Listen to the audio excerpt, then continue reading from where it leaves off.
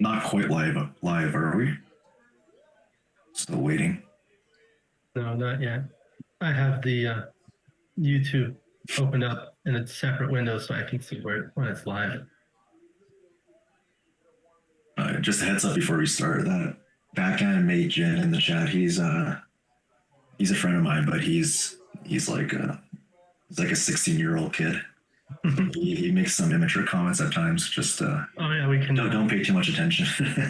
But I can hide those because sometimes they make inappropriate comments. He won't make any inappropriate comments, but he'll sometimes be a little spammy. It's all right.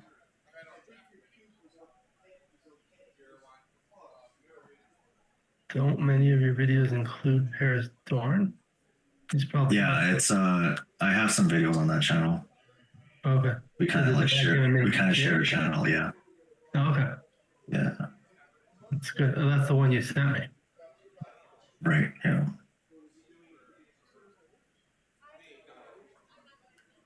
Let me hit the like button while I'm here.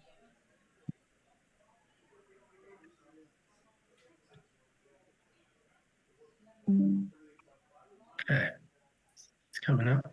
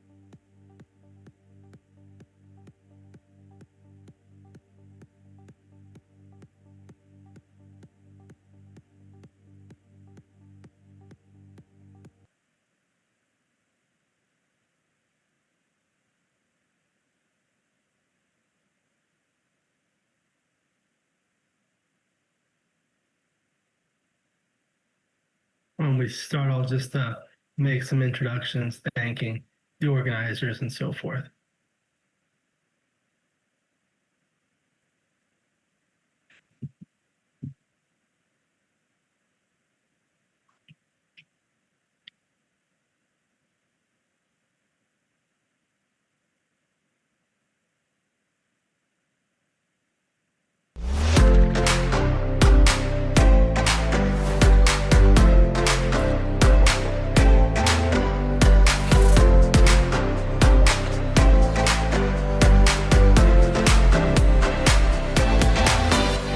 Welcome back to the Michigan Summer Backgammon Championship.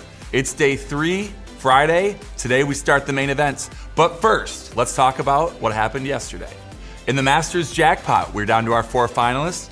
We've got Bill Carlton, Matt Roklitis, David Habib, and Boris Shafransky.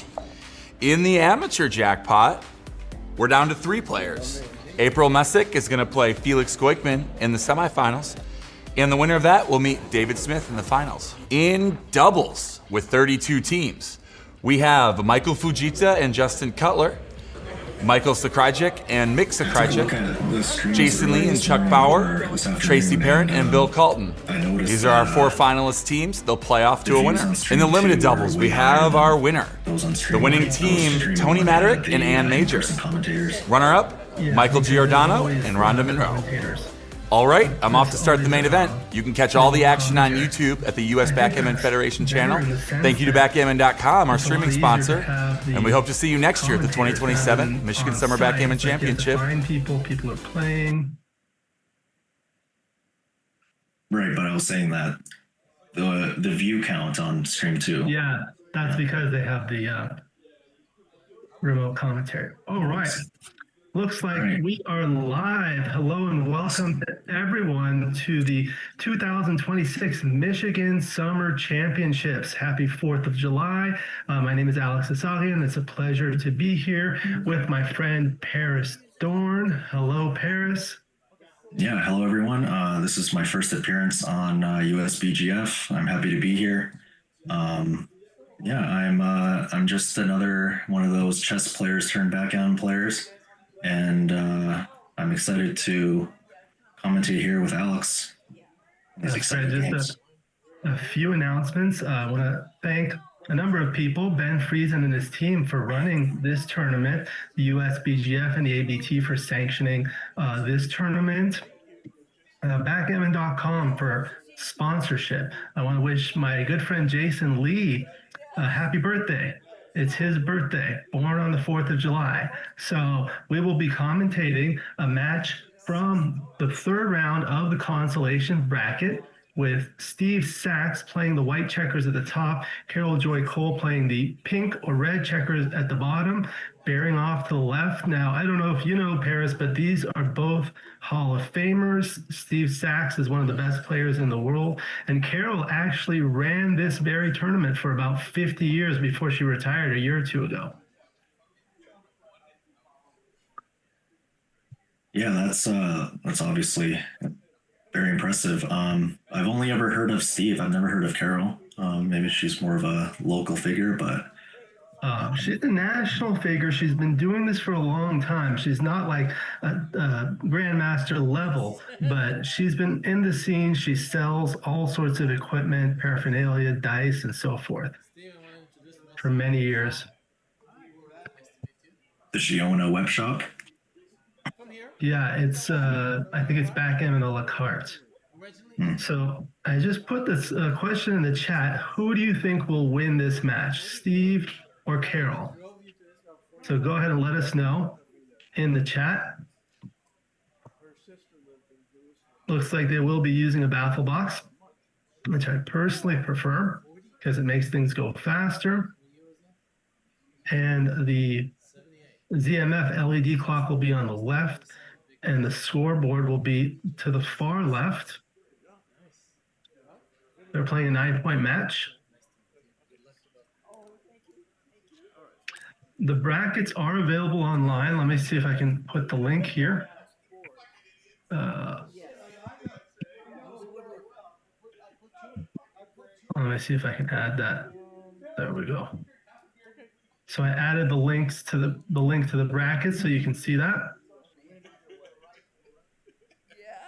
So I think Steve is certainly a favorite, but Carol has been around for a long time playing this game for over 50 years. She started running her own club in, I believe, Flint, Michigan, which is near Detroit. She was formerly a librarian. Now she's retired. Yes, Mid-Atlantic Backgammon Club. That's right.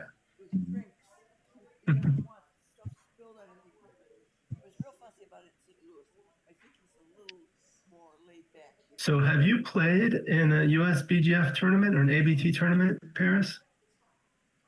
No, I have almost zero live experience besides one tournament that I organized a few months ago. All right. Here we go. I have participated in some USBGF stuff, but okay, good. Nothing in person yet. So I like these black dice they're using. Both rolled a 6. It's turning on the clock. It's 22 minutes. It should be 18 minutes. So I think they pressed the blue button in the center once or twice. Looks like Dimitri's coming to correct that. Previous matches were to 11 points. So they play 2 minutes per point. So for a 9-point match, it would be 18 minutes and a 12-second delay. So for the people who are not familiar with the clocks, every player gets 12 seconds for free every turn. If that 12 seconds expires, then their time bank starts. So it starts going down from the 18 minutes. It's like a chess clock. But it's set for Bronstein method, not Fisher. I know in chess, when you hit the clock, you can gain some time. Is that right? Yes, typically in chess, we play with increment instead of delay. But delay is still used in many chess terms as well, but typically more in rapid time controls, which is kind of like in between fast chess and slow chess. Yeah. It's mostly popular in the US. It's not really used anywhere else. I saw a match between Magnus Carlsen and somebody else, and he showed up late, so he only had 30 seconds on his clock. Yeah, but the increment. Yeah, he ended the match with more time than his opponent. Yeah. Looks like Steve Sachs has a 7% edge according to Backgammon Made Gin. And for those that are viewing, please note there is about a 1 minute delay, so we don't see your comments for about a minute. So if you are making a comment about a play, please be specific about the role and who it was for. That way it'll be more clear. That would be helpful. Indeed.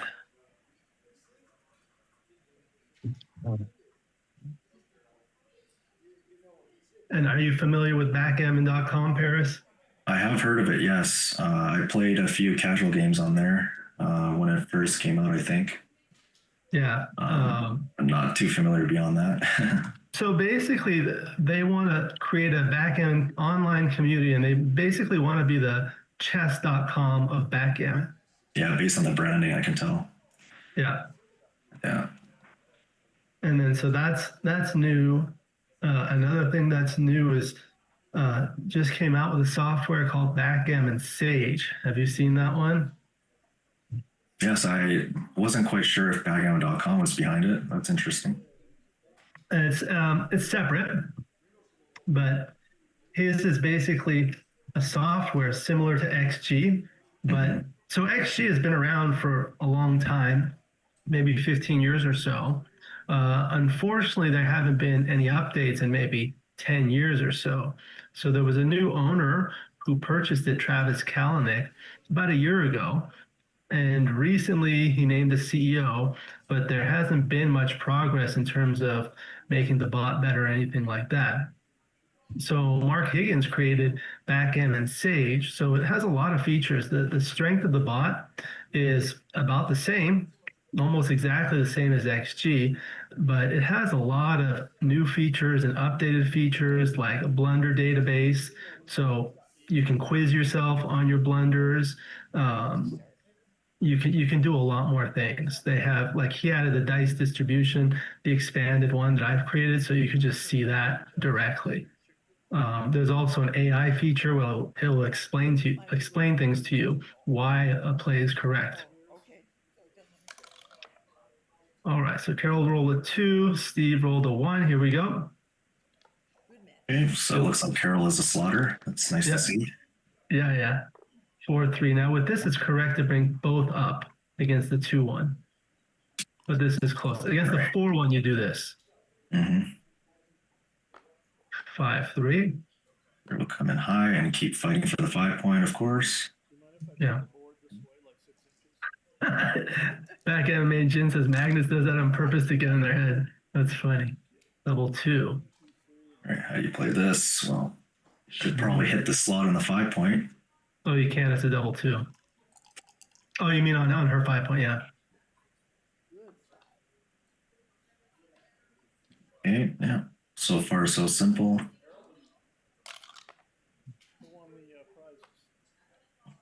Great roll. Okay. Makes the 20-point anchor. It's a long-term asset. Another 5-3. It's not the same this time.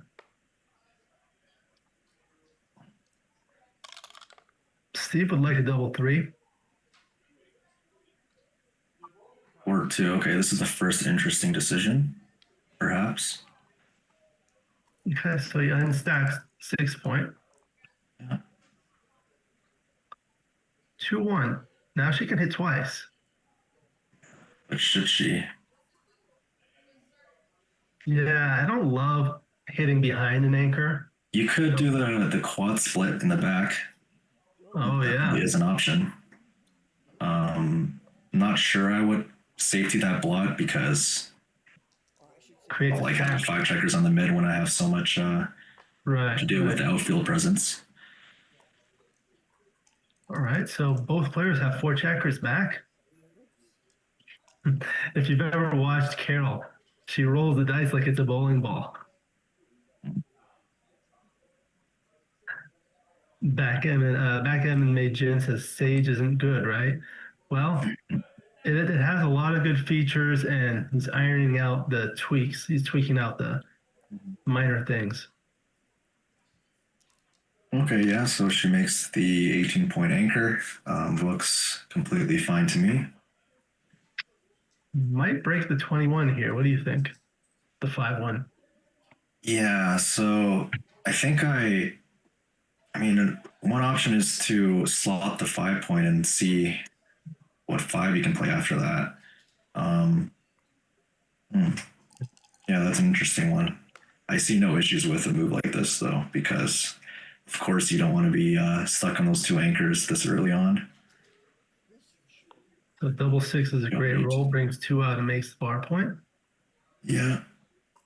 Next, Carol is looking to get those checkers moving. You got 4 checkers on the 18-point that need to get her on the board. Sage should be working on phones within the next 2 weeks. And Carol is old school. She likes to roll.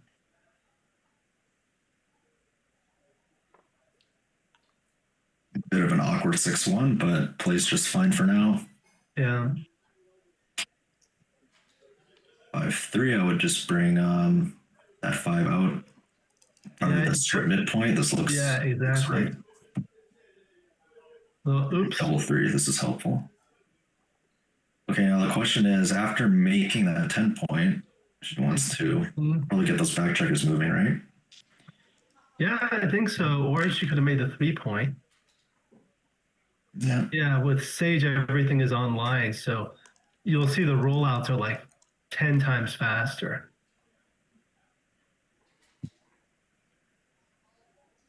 No, 4-3. It looks like she's thinking about picking passing. Yeah, it only leaves some 3s from the bar. And only 1 block. Interesting. Yeah.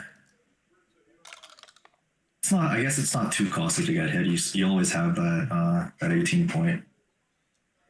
So yeah, I do like the hit. 6-1 just brings that checker around, I assume. Yeah. So now I think Steve is behind in the race. Double 2s. Okay. Yeah. Okay. Seems like a pretty automatic play. You have to get a spare on your anchor there because you're running out of mobility. Yeah. Yeah. And you want to pop out because Carol's going to have a bit of a hard time clearing the 18-point. 6-4. Okay, so you can clear the backmost point. Any downsides to that? Not really. Yep. I think that's my play.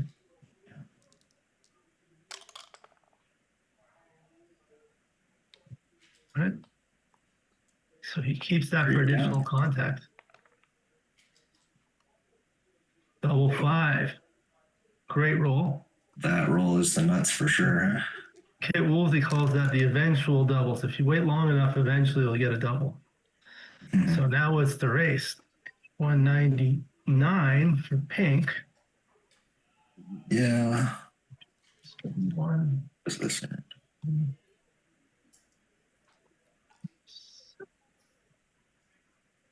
127.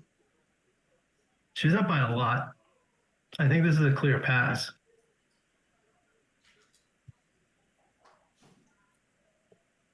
Yes, yes.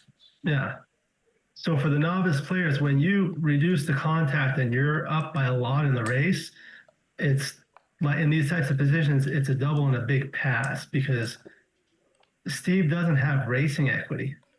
In other words, he's not going to win in the race. He's got to hit a shot, and it's very likely that she leaves a shot now. So now it's 1-0 to Carol. I tell students the more important thing is to understand the away score, which is how far each player is away from winning the match. So with 1 point, the 9-point match, Carol is 8 away, and with 0 points, Steve is 9 away. Double 4, great roll. Sweet number. 6-3 just hops out with that same checker. I agree. 5-4 hits. You hit twice. This is a mandatory double hit because if you hit one, the only 5 is to unstack that heavy 6-point, right? Yeah, and you have plenty of checkers in the zone. Now I think he has a double. Steve's going to take a picture. No, he didn't take a picture. He's known for his photography. Yeah, so this is a classic early game double. Just based on your threats, your position. Oh, she passed. Just have race advantage. You have everything. So yeah, the pass it's a bit on the conservative side, but you do have a pretty unpleasant position, so I can understand that. So now we're at 8 away. Anytime both players score is away score is a value of the cube. It's a sensitive score because a double gammon will get you the valuable 4-way score, for example. And now Carol's looking for a nice roll to use her builders. 3-2 is all right. Not the best possible roll, but it works. You want to do something with unstacking your 6-point. 6-2 jumps out. 6-5. Good roll. Called Lover's Leap. I think you bring it around.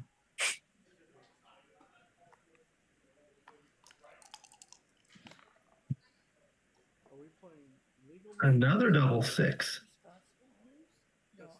I think So the first of double 6s should be to play, I believe, making the 1 point.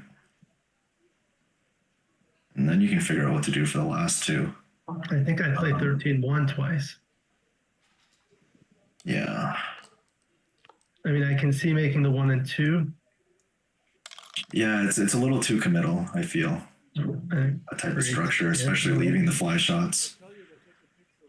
Okay, so 5-1. Steve danced and Carol decided to roll very quickly, which... Yeah, and I don't think she had a double. Yeah. 2-1. 2-1. You don't like leaving all these blots, but you have to hit. Can't let that checker escape, of course. Comes back with a 6-1 to hit back. Now you have 6s, 1s, and 3s to hit back. Double 6, not double 6. Now Carol needs to think. Yes. Wow. Very quickly. Okay. So she had a double shot and basically full freedom because that last checker is very easy to bring around the board. You have the ace point made. Yeah. I think you hit and make an in-board point. Looks like a pretty strong position. So.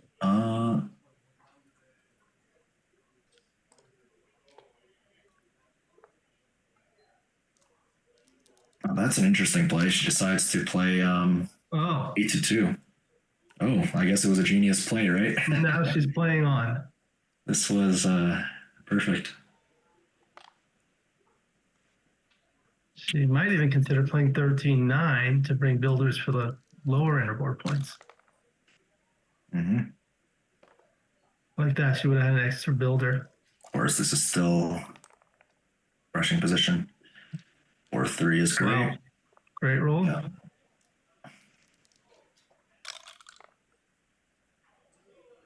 If you close out 3 checkers, there's some small backgammon chances. 5-3. But 4 checkers is what you really want. Oh, yeah, I still agree with the play on because there's still one more checker in the air. Of course. Yeah. Okay. Marty Gale's It's a little awkward if Steve can roll another 5-3. Oh, no. That's convenient for Carol. Looks like a very easy 2 points.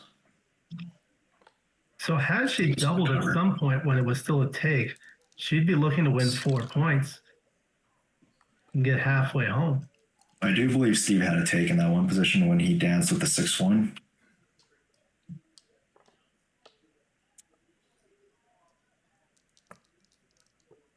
It was definitely scary.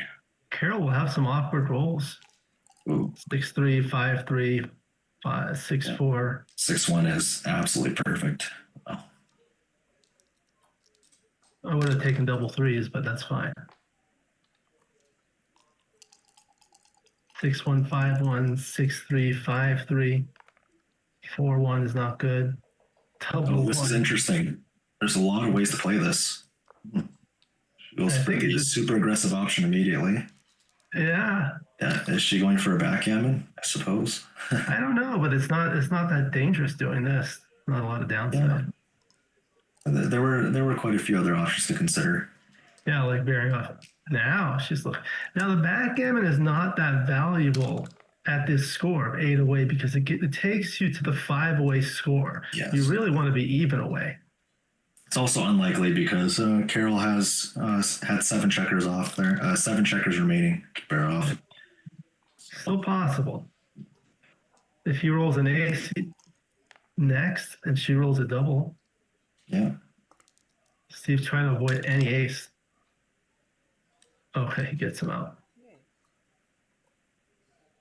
So that's Jin. Gives Carol 3 points, 6 away, 8 away. Have you read the book by Nick Blager, Adjusting to Match Play? I've not really read anything. For those interested in learning about match play, that's an outstanding book. Mm.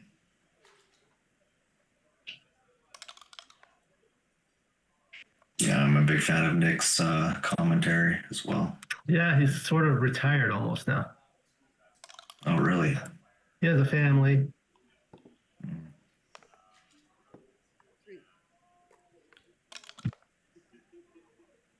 Okay, so you got a 3-2 for Carol.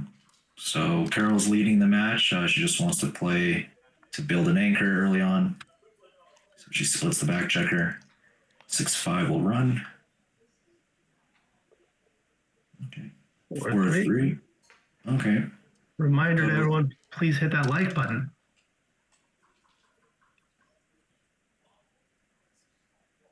4-3 for Steve. Yeah, that looks like a right idea. 6-5. Okay, so given that Steve has a blot in his inner board, there's not much risk in fleeing the anchor here, especially with the hit. Yeah, blot in Steve's board. Oh, double one, that's good. Okay, so Steve goes for this automatically. Okay. Well, she's got a lot of blots in the outfield, so yeah, he doesn't want her to consolidate. The hit is definitely warranted. Okay. It's called a tempo play. It takes away half the roll, so it makes it harder to accomplish her objectives. Another 4-3. Now notice how Carol with the 4-1 from the bar, she entered with a 4, and she could have made either the 10 point or the 9 point, right? She opted for I made a 9. Yeah. Because typically the 9 point is better than the 10 point, right? Yes. It's more of a pure priming point in our front structure. Yeah, so Bob Copa's talking about 5 away versus 6 away. It's better to be 5 away, even though it's odd away. That's correct, but the match winning chances that you increase from going from 6 away to 5 away are less than those that increase from going from 5 away to 4 away. Meanwhile, Carol just rolled something phenomenal. Yeah. Oh, yeah, this is another, going to be another undoubled gammon, I suppose. Yeah. Great roll. 4-2. I feel like Carol's missed a number of cubes.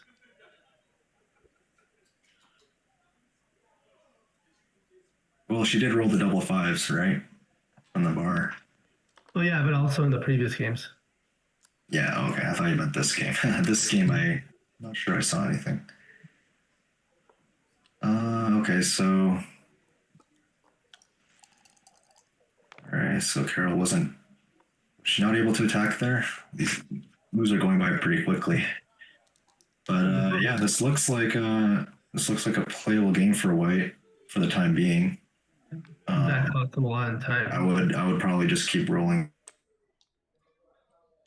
as Carol here. Just try to win that on double gammon, Yeah, will someone's win the asking. match. Try to get to that Right, 4-way right. score. Someone asked about the name of the book by Nick Blazer. It's called Adjusting to Match Play. I believe it's available on Amazon. 4-1, not a good roll.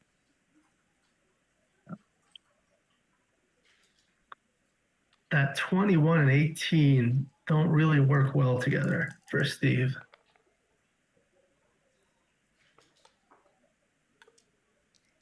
So both sides have a bit of an awkward position. I guess white has a lot of flexibility with the midpoint that's about to come down, but yeah, there could be some shot leaders in the next couple rolls. Wow, that's a great roll. This is it a 5-4 or double four? Double four. fours, yeah. Just bring them both in. Yeah, Carol is rolling phenomenally here. This match so far. Okay, so we got a potential interesting cube action here. What do we have here? We got these two anchors Wow, that that's are a not great so roll. great. Don't win too many gammons.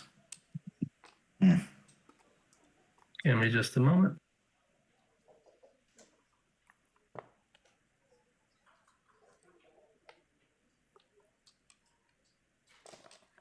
Okay, that cube action seemed a little bit odd to me. It looked like Carol should have cubed immediately after the double fours because that last point might have been difficult to clear. And then when she finally bore in her last two checkers in the outfield,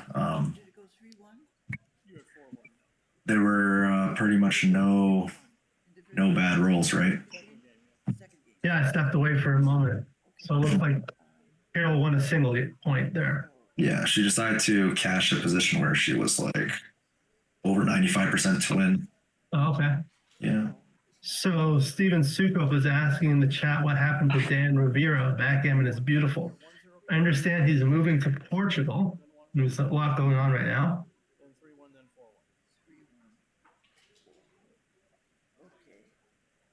He was one of the inspirations for me to create a YouTube channel.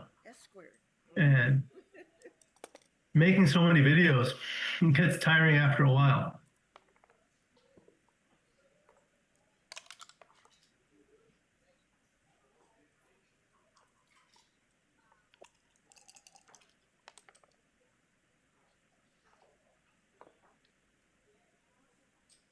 Here, we got a new game here. You're at 5 away, and Steve is still at 8 away. So Steve's going to be more aggressive with the cube. Michi calls 5 away and leading the stupid score because it's really hard to double. That's a great double 5 for Carol. Yeah. Although if Steve survives this attack, he's going to be in really good shape structurally. 5-1 is good. Supposed to bring the checker in first. 5-1 is not super ideal. I actually wonder if you're supposed to split here, especially at a leading score. It's interesting. Sometimes you do this when you don't have too much ammunition, but she decides to hit, which can't be that bad. 10 in a row. Okay, now. That was a big swing there. Yeah. Great roll, 5-3. A little too early for red to double, I believe, at the score. Yeah. 6-1. Okay, yeah. Now she has to pause. Okay. She doesn't. That was her pause. Yeah. This looked like a pretty powerful attack. I mean, even at the score. 4-point board with 1 in the air. You got 6 and 4s to hit. That looked like a pretty strong double to me. But anyway, now she's, I feel like every game she's just crushing Steve and the trouble getting to play on for too good every game. Yeah, I think the trouble with playing on at this score is you win 2 points and you get to the awkward 3-away score. But yeah, but at this point she had to do it because she. Yeah, I know. But before she could have doubled, and getting a double gammon is actually quite valuable because it gets you the profit. Yeah, well, that position with the 4-point board and the Steve's guy on the 23 point, that was not such an automatic pass score. Is that a 5-4? Could have easily been a take, right? It's not a take, it's a mistake. That's what Steve says.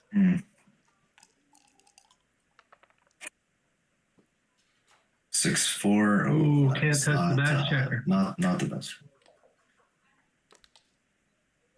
Yeah. This is where you have to be careful. Okay, so even if Steve were to enter with one checker on the 4-point, Carol should absolutely still play on again. Too many breaths. Okay. Hey, Thomas. 4-1. Yeah. Bringing a fourth builder for that open point. I was about to say, barring some freak double sixes. I was about to say that.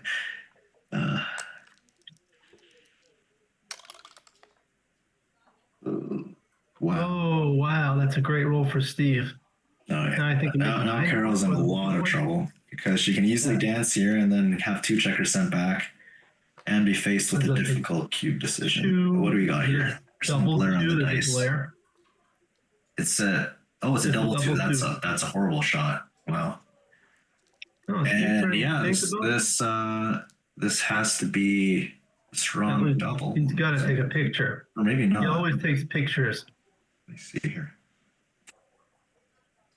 So you got the 3-point board, right? You got a crunched board on the other side. On the other hand, Carol can never lose a gammon, right? Because she already took checkers off. So she could have. There's a lot more leeway in taking these positions, even though it looks like you're pretty dead.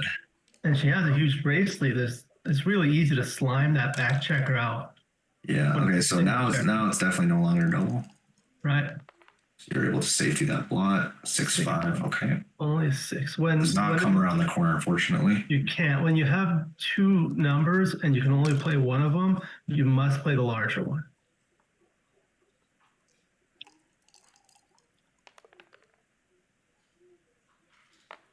Board 3's going to keep hitting because you want Steve to dance. And it duplicates the 6s and 4s. Like that. 5-3. Okay, this is a big roll here. Now does she? I believe this is still too good. Clearly too good. There are just so many rolls that got by. Oh, this is obviously a really bad shot. Turn shots. Like that. Yeah, I mean, it is possible that you were supposed to cash that, but I felt like it was pretty safe to roll on. Yeah, I did 2 on that one. Yeah.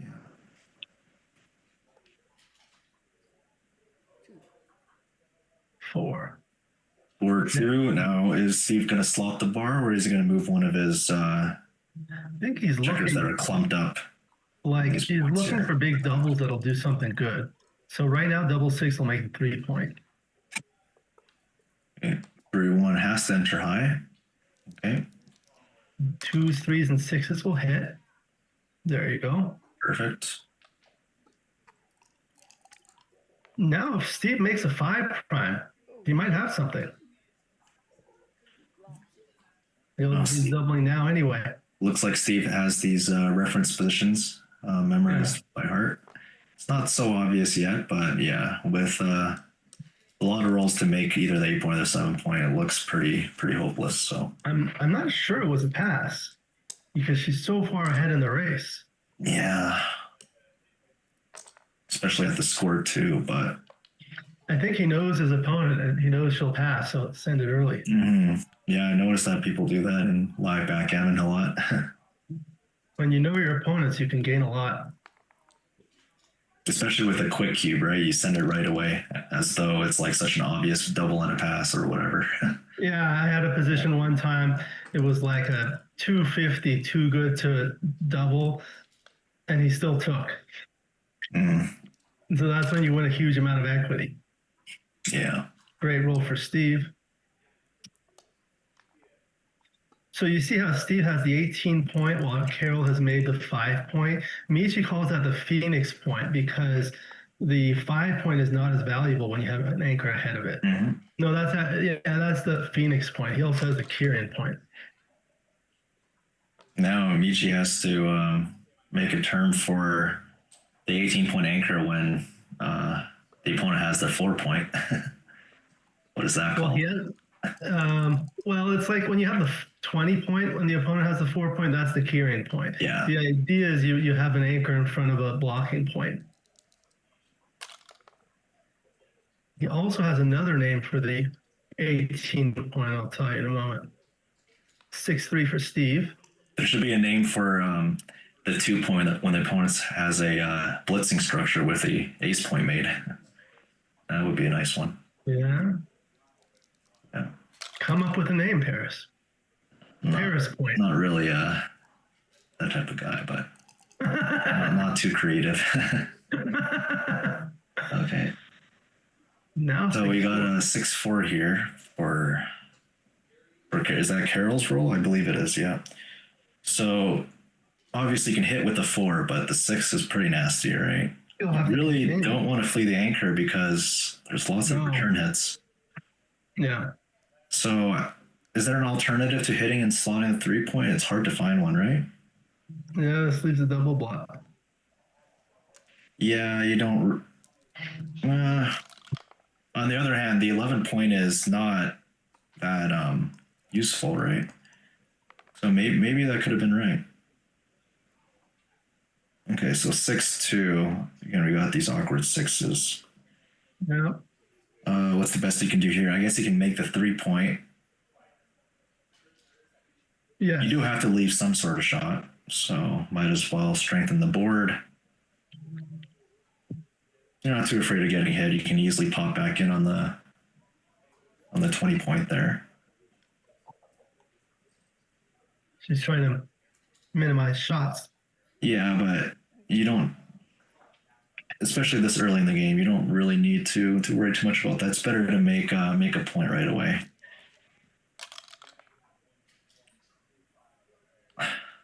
6-5 for Steve brings I one like around. Carol's play there. 6-5, yeah. Plays with the spare on the anchor. Now we got 3-2. 3-2. This plays very nicely using the one of the extra spares on the 6 point to slot. Got 6-3 here. Hello to my good friend Hans in the chat. Yeah. Don't think it's time to abandon the anchor.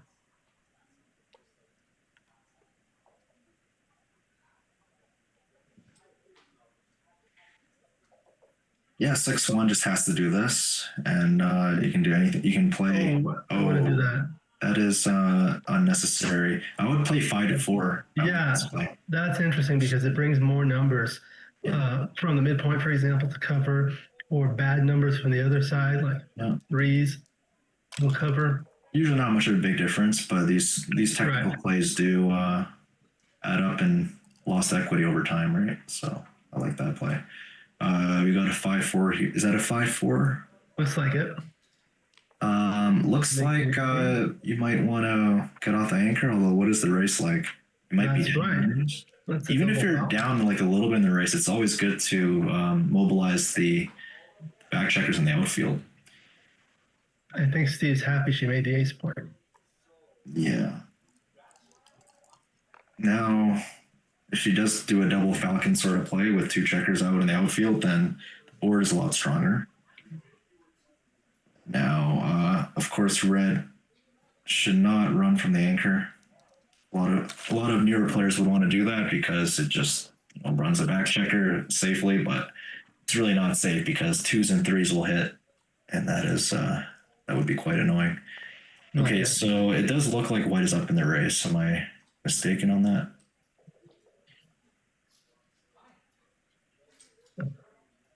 Or might be close. 91 for white. Yeah. She played. Let her play first. If that's the case, then you're going to want to stay on that anchor. This 5-4 here, yeah. 96.91. Looks like he's up by 5 pips. He's got a 4 shot. So it is pretty close, right? Was that necessary? Was that necessary? Do you think to leave a blot on the midpoint? The race so close. It wasn't necessary, but now he's looking at a cube. That cube does not. That seems more like a bluff cube to me. Did not seem very menacing at all. Okay, 5-1.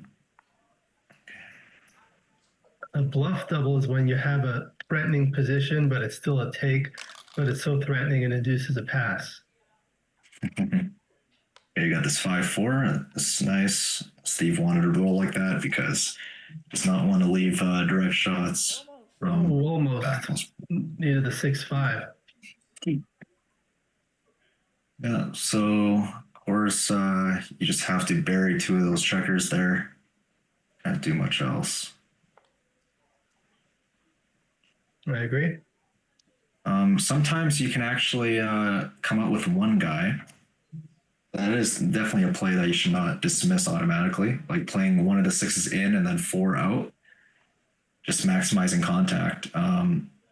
Typically, you want to do this sort of play when the opponent has some sort of deficiency in his home board. Not sure if this one block constitutes as a deficiency, because it is quite risky to play with these blots. Yeah. Okay. Carol decides to do that anyway, and now this is basically a gin position. Oh no, she should definitely stay there, right? Think so. Yeah. But I would have stayed.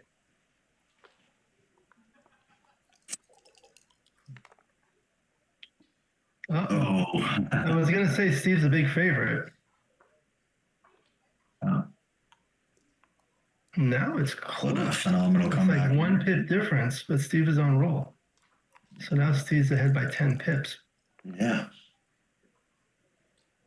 Carol really doesn't want to roll any 5s.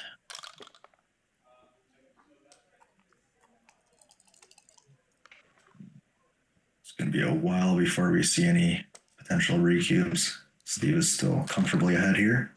She'll need another set. 5-2, okay.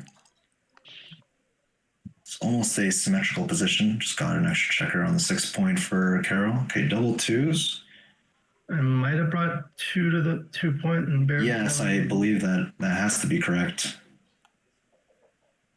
Yeah, it's good that she pauses.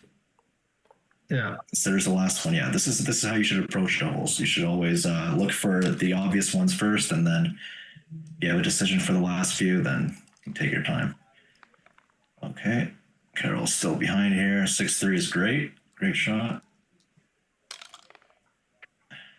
What do we have here? 3 rolls for Steve and more than 3 rolls for Carol. So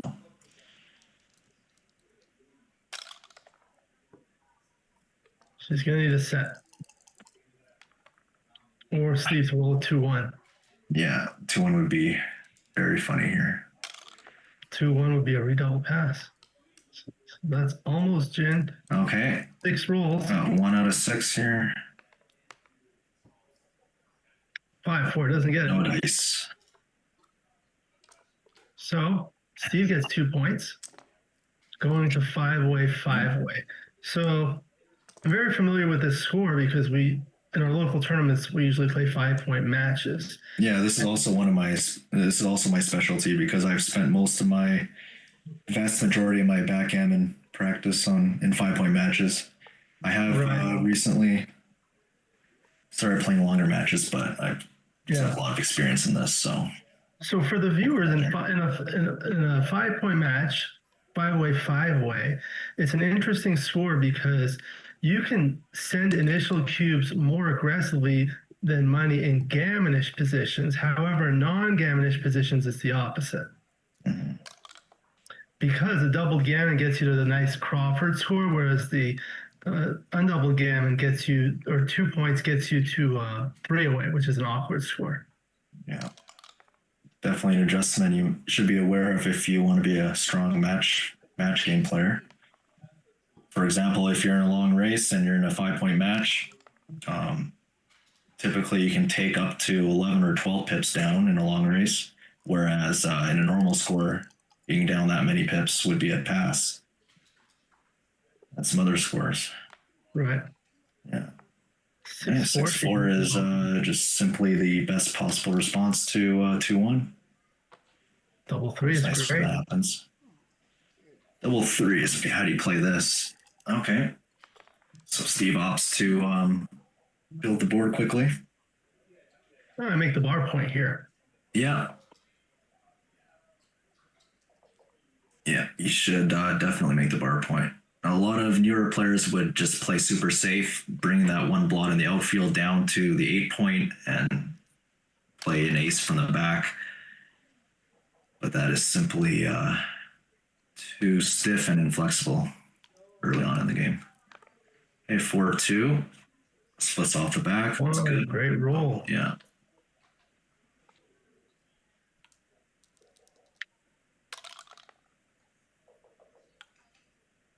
Six, 3.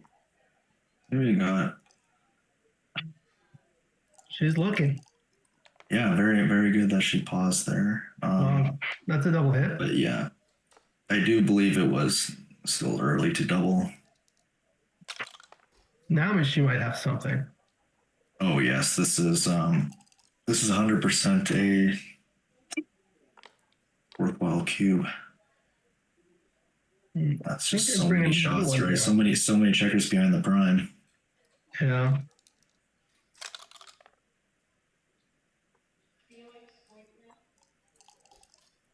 She's just rolling. Yeah, she loves to roll the dice, huh? Okay, so 4-2. Oh, this is interesting. You can make the 4-point. I don't think. Or you can make the 5' and slot. Or you can make the 5' and leave the 2 blots in the outfield. Oh, I would have made the 5'.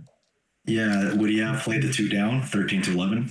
Yeah, I would have brought both down. Yeah. Yeah, that seemed about right.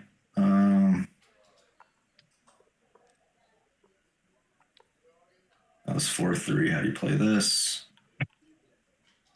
She lifts. She opts to not leave any return shots there on the with the 6s.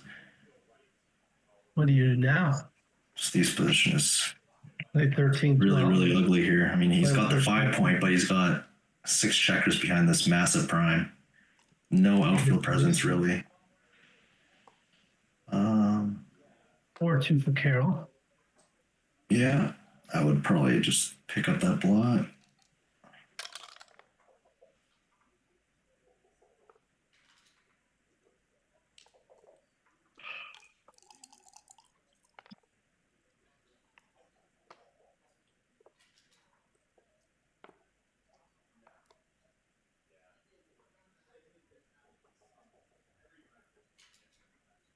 Yeah.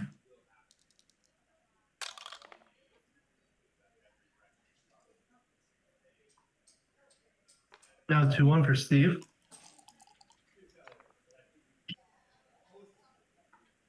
Yeah, that's a little bit of timing. Yeah, Carol's position is a little bit inflexible. She's got 5 spare checkers on top of her prime, which is inefficient. It cannot really do all that much. So in the future, Carol will probably need to dump checkers to the ace point. It's not good. There he makes third inner-board point. Now Carol's sort of stuck. Yeah. I don't think Steve's looking to stay on these 3 anchors. I think he's going to look for a 2-5 or a 1-6 or a 2-6 to run off the 23 point, possibly. At this point, I'd probably prefer the 2-3 structure. So you'd want to come out from the front, huh? I wouldn't want to come out at all. Well, when you're forced to is what I mean. Yeah, when you're forced. Which anchor would rather come off of? It depends on what Carol's position looks like. You'd have to look for anti-jokers.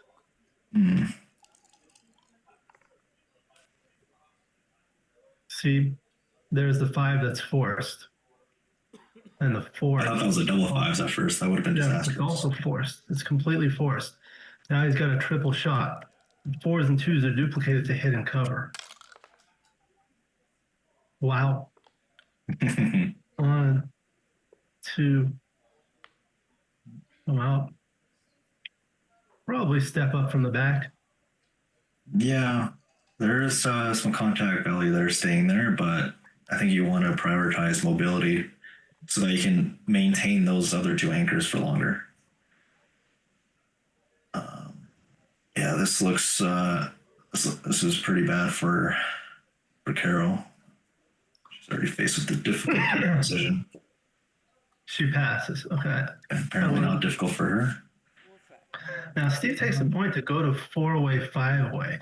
4-way, 5-way is the only score in a 5-point match where the leader should be doubling more aggressively than the trailer, both in gammonish and in non-gammonish positions. A lot of people just have this misconception that whenever you're trailing, you need to be more aggressive. Not always the case, depends on the score. Mm-hmm. They've been rolling a lot of doubles on the first roll.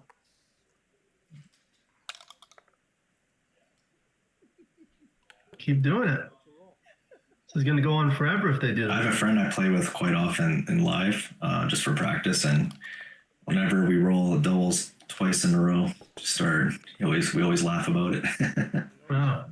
Well, some people, when they're playing for money, they start the cube on 2 and they keep going. Yeah, I've heard about that sort of tradition. I heard a story where people would roll the doubling cube onto the board, and whatever it ends up with, that's where they start the cube. Oh, this 5-2 in response to 6-2. That is No, play it's I not. haven't seen before. Mhm. Yeah. Very creative.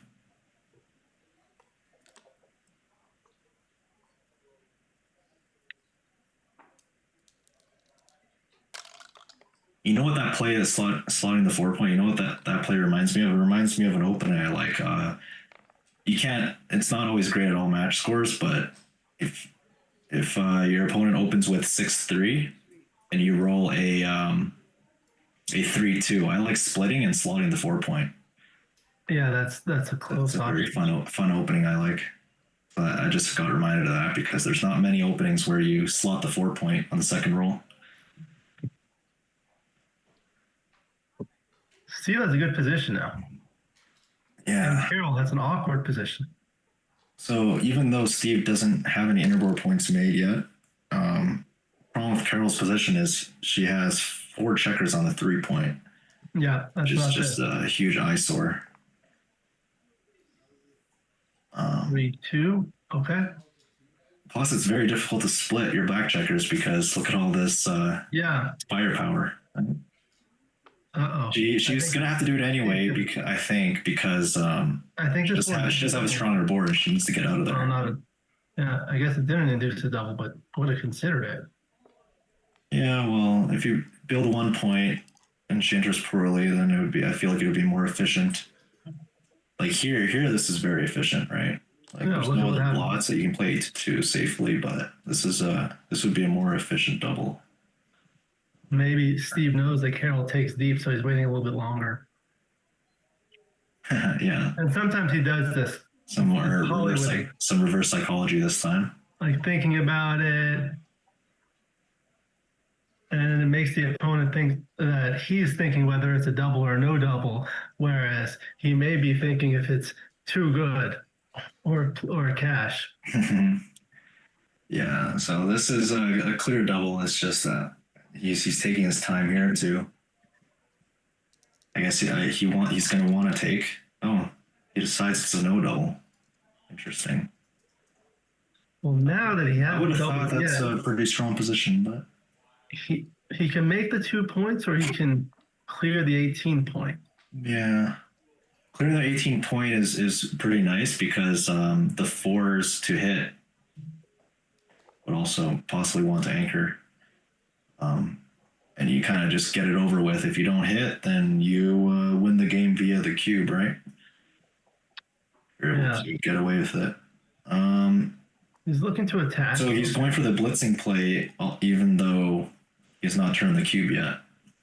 It's okay at the 4-away score because getting to 2-away with an undoubled gammon is actually a good score. Yeah. So by this point, especially with slightly weak home board on the other side, is definitely a clear play on after that sequence there.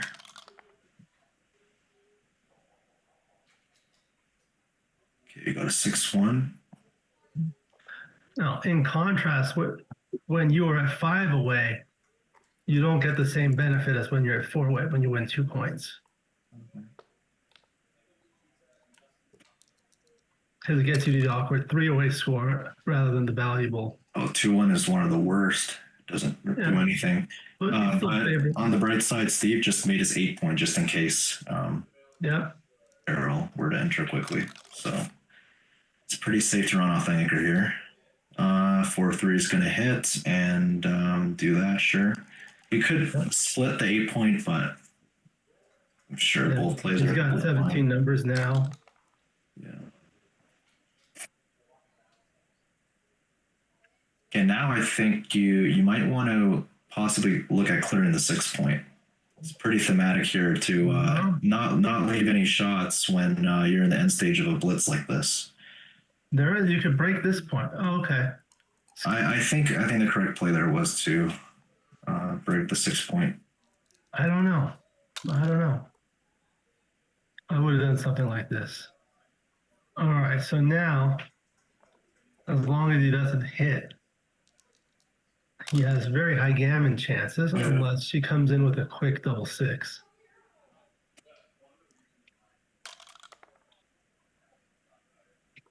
If you have 2 closed out and all the other opponent's checkers are in the board, the gammon chances are around 40% if the spares are on the 6, 5, and 4. Here, Carol also has 4 other outfield checkers, so that increases it by a lot.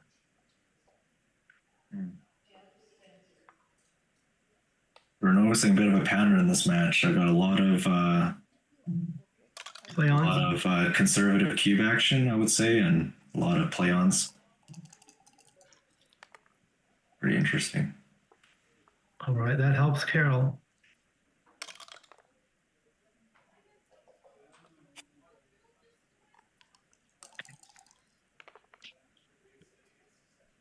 All right, Carol came in.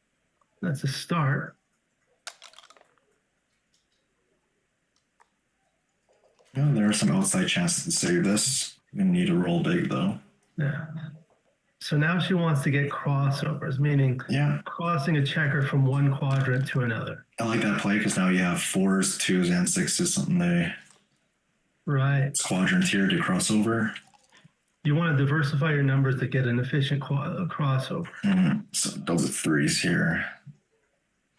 So I do 1, 2, 3, and maybe bring one in for another cross. Oh, that's it. Yeah. Yeah, this should. I think you have to bring 2 in. Yeah, you do lose a pip there, but getting the crossover in is important when Steve has an odd number of checkers remaining. 6-1 is not fantastic.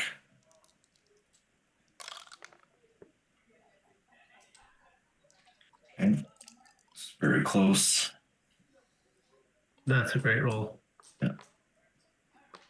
All right, so now Steve gets to 3 away, which is a quite awkward score.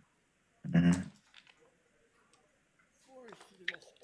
reason is if you get a double gammon, you don't get credit for all 4 points. You only get credit for 3 of the 4. So you're wasting. It's called overage. That's an important concept for players to understand when they're playing match play. You really want to win the match perfectly. If it's a 9-point match, you want to get exactly 9 points. Getting 10 points is too much. It's like if you're running a 100-yard dash and you have to run 110 yards to win, and your opponent only has 100 yards. So this is slotting. This is correct.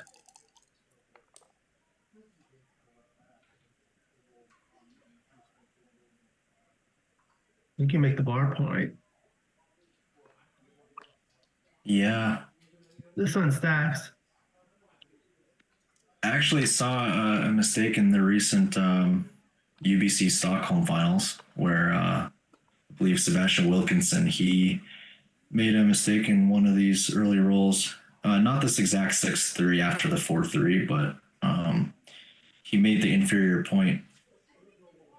I see. I believe with a 4-2, he made the bar point with some sort of 4-2 instead of the 4 point. Yeah, I was watching. Yeah, the bar point looked to be right there. I think. Yeah. I saw he was playing against Oliver Swire, but I don't know who won the finals. Do you know who won? No, I think I fell asleep at one point. Yeah. And France advanced in the World Cup. 2-1 is a nice shot. Carroll really needs the double twos or something like that. Yeah. Get out of there. Okay. That helps Steve a lot. Yeah, splitting seems fine when there's the open 5 point and you got really strong 5 prime, so the blitz isn't as dangerous as it normally is. Okay, 6-2. Carroll needs one of those. 5-1. So this has to split from the back. Question is where to play to 5. I bring it down. I don't think I just want to hit there. It's pretty thematic though to hit because you're kind of just getting killed in the priming game if Steve enters quickly. I actually do think the hit is correct here.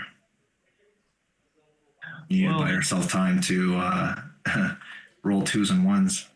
If she doesn't hit and Steve rolls a 1, Carol's not that unhappy, but if he does, then she is.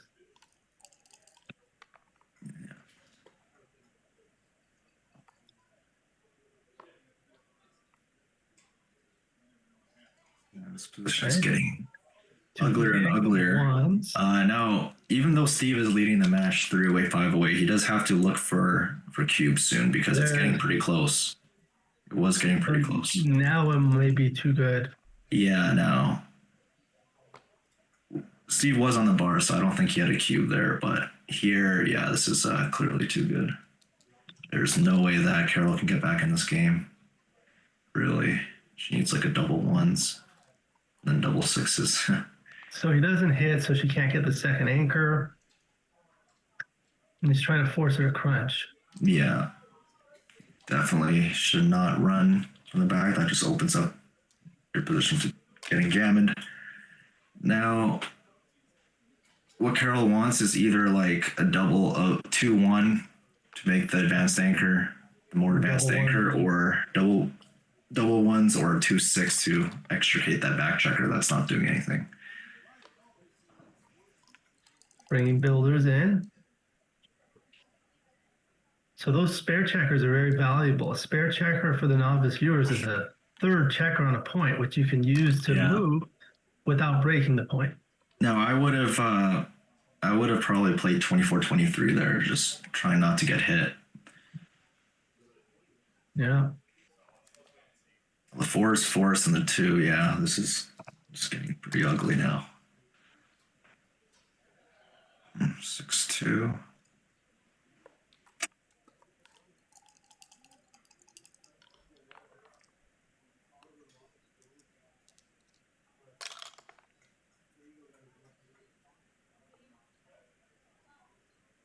So Steve should play pretty aggressively to try to win a gammon here. He's going to want to try to open up his prime when Carroll enters.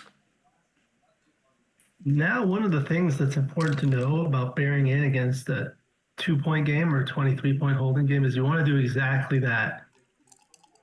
You want to clear the 7-point quickly because otherwise you get squeezed on 5s. Right.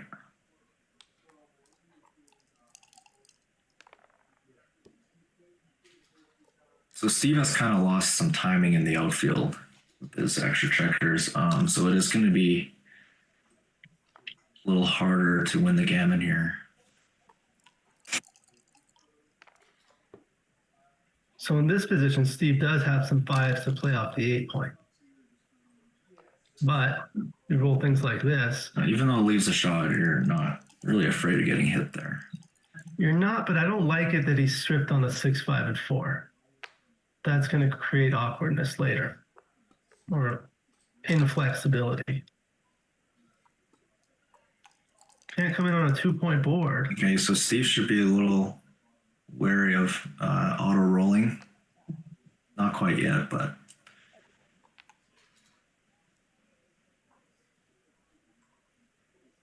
when the gammons are starting to slip away and there's a bit of risk in rolling on, make a mistake. 5-2.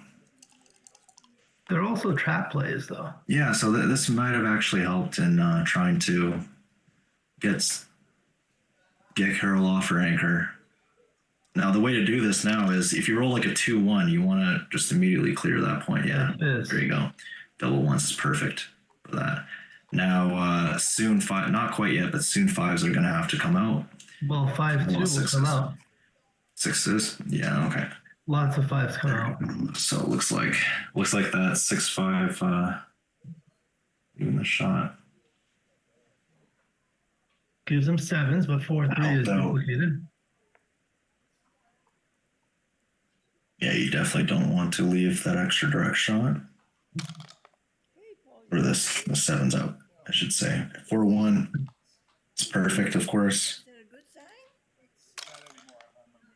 Now let's see if Steve can pick up the other checker. So you should absolutely do this, yeah. Even though it's another checker to the ace point. It's slowed down his barrel. To do it. Of course, he had to do it. 6-3. Okay. When you have all the 3 spares dumped on the ace point, you can't keep a closed board. Oh, was that a 3-1? I was about to say that's a perfect roll. 3-1. No, that was for Carol. Okay, 4-2. I think, yeah, it's pretty clear to just do that. Yeah. Not too afraid.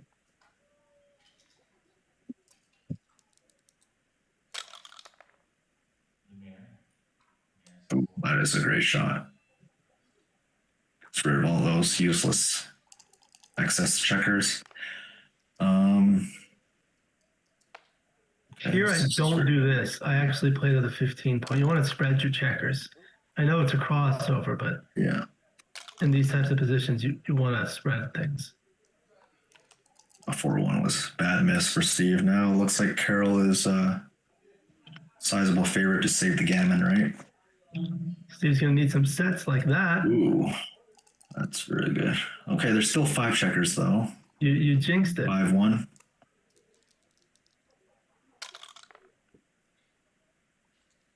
Two one is worst. Okay, she really needs to get around the board. 6-3 is a great shot. Any double. There you go.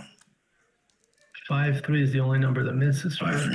Yeah. See, I'm not fast at those that pattern recognition. Seeing what numbers take off. You saw it instantly. You see which points are open. You see the 5 and the 3 are open. So I don't have that experience, obviously, so I have to like go through the numbers in my head. But well, this is like pattern recognition. You see those 2 points are open. So yeah, I see it now. I see it now, but I'm not quite as quick as you catching on to that. It comes with experience. Right. Yeah. So we got. So are you in college? Where are you at? Are you're finished school? Well, I am college aged, but no, I'm not in. Oh, okay. So you're still young. Yeah. How long have you been playing? Playing backgammon, I've been playing for pretty much exactly 1 year.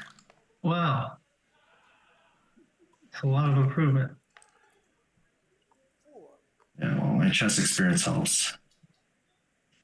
And there's a lot of carryover between the 2 games in terms of strategy and structure. Came from chess, Bill Roberti. And my biggest weakness in backgammon is like sometimes tactics, which is exactly what I struggled with in chess. My stronger points in backgammon, which is more of the positional understanding, is what I liked a lot about chess, but I don't play chess anymore, so I don't like to talk about it.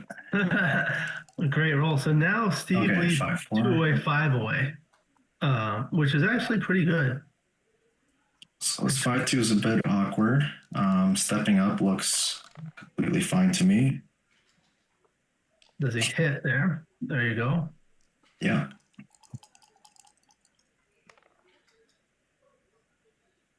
Breeze is pretty bad. No, he just wants to go for the undoubled gammon. Yeah, so you want to build that point so you don't. And stepping up. Oh, he blocked it. Yeah, that's exactly why you never want to get double hit with a roll like that from the bar. It's always useful. Now Steve has good sixes from the bar, meaning he can't come in with a 6, but he can hit with the 6. Okay, yeah, you definitely want to maximize contact like that. Stronger board and everything. I got a 6-2 here. What does this do? Not good. You can break the. I think you just have to play safe here and clear the 9 point. Looks like that's as safe as you can get, as far as I can tell.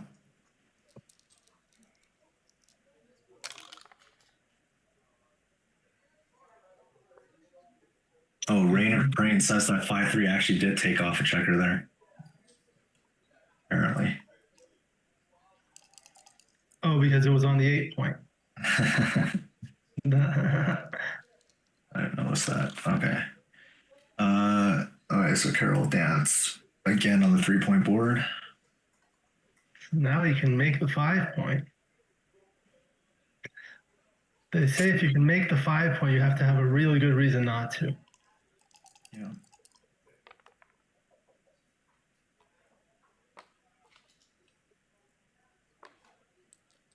Yeah, I think I hit So there. she doesn't even consider the hit from the midpoint.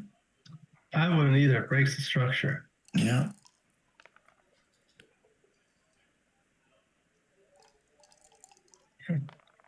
I'm transcribing. Double stick. Oh, it looks like Backgammon Begins is transcribing for us. It's funny. Not anymore. Okay. Double sixes here. Yeah. I like that.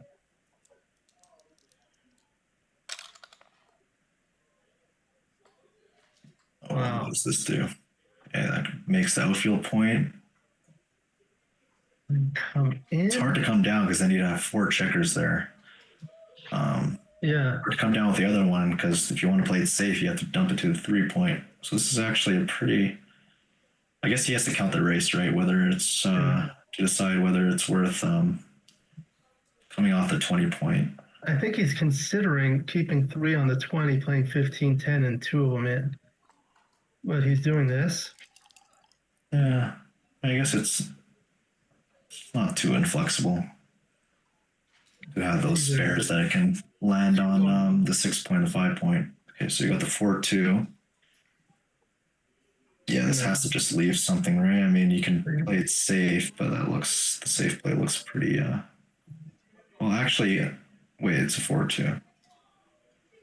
You could just clear the 8-point, I suppose. Yeah. But then your 6s are going to be difficult. Yeah. But you're going to have playability from the midpoint, right? Because next Steve is going to probably move that checker. So yeah, but he's still. I think it's fine to clear the 8-point here, even though you don't want to. She can even make the 4-point. Yeah, but wouldn't that leave a shot? It does leave a shot, but it makes another board point. Yeah. This I would not do. I would not kill a checker here. Okay.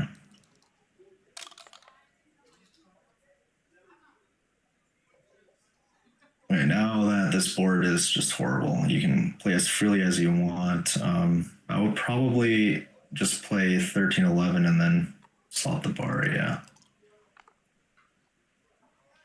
Exactly. Okay, 6-5. This is what happens. Falafel used to call these positions islands when all of your outfield points are stripped. Anytime you roll a 6, you've got to break something or move something. Yeah, it looks like you just have to do this and rely on your race equity.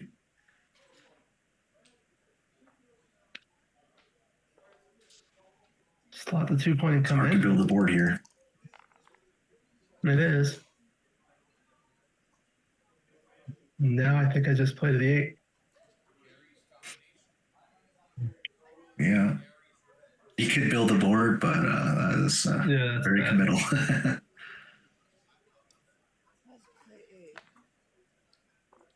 The benefit to building the board is, well, you maintain outfield control for just one more turn. But the thing is, Steve has so much playability in his front position that, like, Carroll's going to have to move that checker next roll anyway, and so it's not really worth it. I don't think. Right. I think you should just play. I think you should just play it down. Yeah. Yeah, we call it mobility when you're able to move things without compromising your structure. Yeah. Now here, Steve could have considered building the board and just left the leaving the 5 shot, because with these 2 open points, Steve would have a very strong contact game if he were hit. The spares on I'm not really paying attention too much to the pip count, so maybe it's close. The spares on the 6 and 5 may prove to be useful. Yeah. Okay. We got a 3-2 here for this for Steve. You can cover with the 3, but then the 2 is awkward. I think there's virtually no risk in splitting here. I mean, there's just no, even if you get hit once and there's a dance, there's just no follow up to this attack. You can roll a 3-1. I think this had to be a clear play.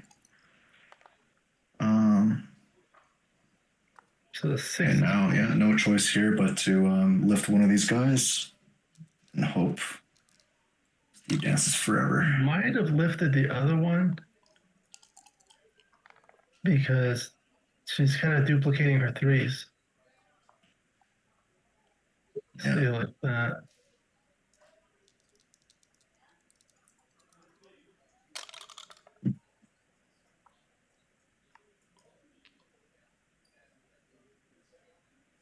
I think Carol needs to start thinking about things. I mean, she may have had a double before.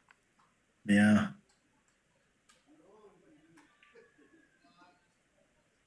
Thing is, the 508 2-way score is the one trailing score where I want to be a little bit careful in doubling when there's not too many gammons.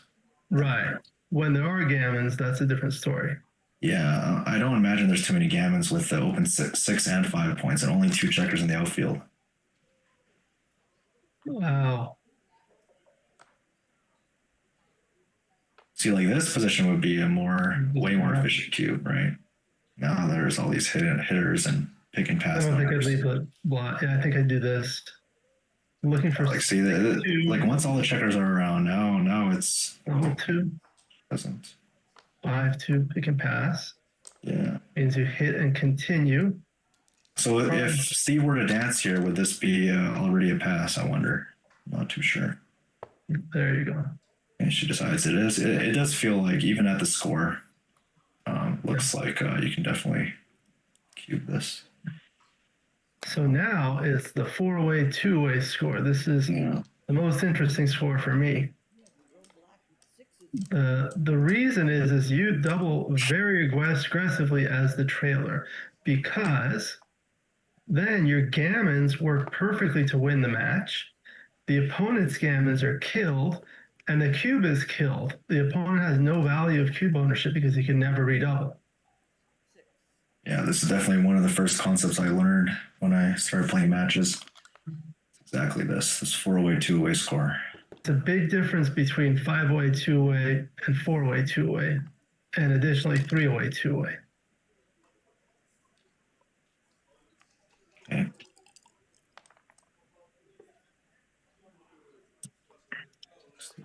Okay, so given that Steve kind of won the opening battle here, at least right now, it's going to be hard for Carol to double. Correct. There was, okay, this 4-2. So I actually don't think this is correct. I think you should have made the 4-point. Reason being, well, you're at the score where you want to build interboard points quickly. Prepare for contact.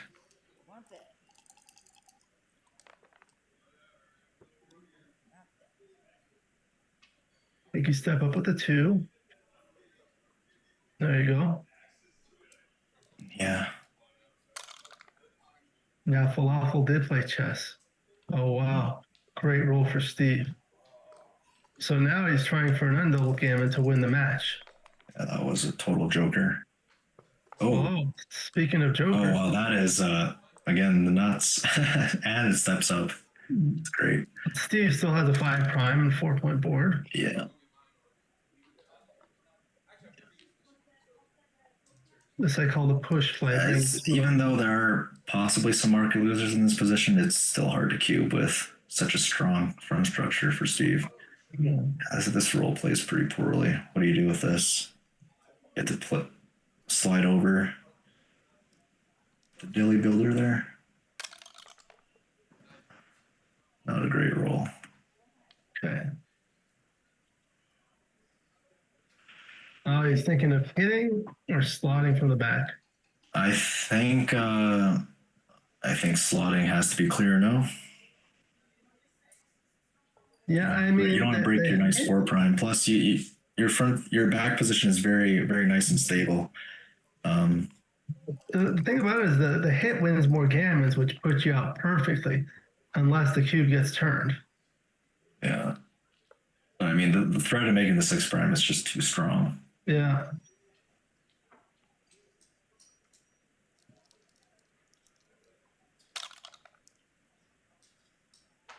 Now you point on head. Yeah, I guess with the 5-point board, only the 1/6 hitting back looks very much worth it. It'll buy you time to. Yeah, the problem with bringing 2 down is there's some rolls that don't get to hit off the 2-point or don't get to escape. Double 4s, 4-2, 4-1, 2-1 are bad. Yeah, exactly. Another double 1. Oh wow, that came in clutch. Okay, so we got this. Making the bar looks. Or I was thinking of a play that made the 10-point, but then there wasn't a final ace. I think the bar point is. Yeah, there wasn't. Slightly. I think this play was slightly better. Though I'm sure they're close. Oh. Right now. Okay, so this just makes the 5 prime and makes the ace. You don't really want to have that blonde on your board. Also maintains a bit of extra contact on the midpoint in case. Rolls like a 6-1 or something. Yeah, although I suspect a 6-1 might run from the anchor, or maybe not. Maybe it would just play the 6-point. 6-3 and for double 1. Maybe he makes the ace point. Okay. But shifting. That was a terrible roll by Steve. Really did not want to break the prime. Comes in right away. 3-2 just has to play down, of course. You don't want to touch any of these checkers in your front structure. Wow, closes the board. Now he needs a 6. Now, Carol should be a little careful here soon. Once Steve starts opening up. Carol could have doubled there. She could have doubled from the bar. Yeah, I think it's one step too early, though, because there's not many gammon wins for Carol. Now, however, there could be some more shot leaving numbers. People need to understand that you can't just hit the opponent's clock if they have cube access. Yeah. Okay, now it's getting closer and closer to a cube. I think she should send it. She's missed some cubes. Yeah.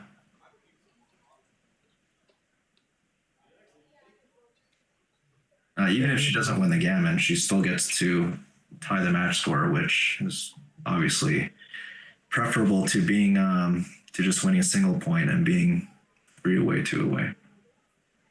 I mean, would you like to see a cube if you were Steve?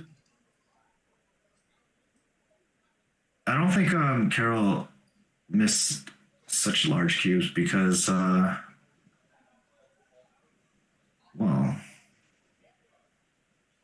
with the 5-point board. I mean, now it's pretty hard for Steve to win. No, he's gonna have to hit one of these fly shots. But yeah, I think they're. it's always hard to tell as the leader in 2-way, 4-way, how deep you can actually take these cubes when, there's not necessarily too many gammons. How are you going to win this game? But yeah, if he pops one out and then she attacks and picks up the second checker, closes him out, that's like terrible. Yeah. Is Steve deliberating this? No. No, okay. Passed. Okay, so now that looked like another play on to me, but so now we're at the 3-way, 2-way score. I tell people at 4-way, 2-way, that's the score where you double the most aggressively as a trailer in gammonish positions. But 3-way, 2-way is the non-gammonish cousin of 4-way, 2-way. In other words, at 3-way, 2-way, you double most aggressively as compared to any other score in non-gammonish positions.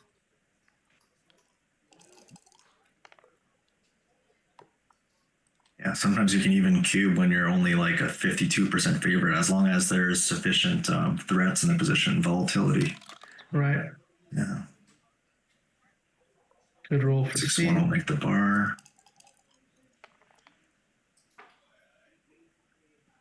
2-1.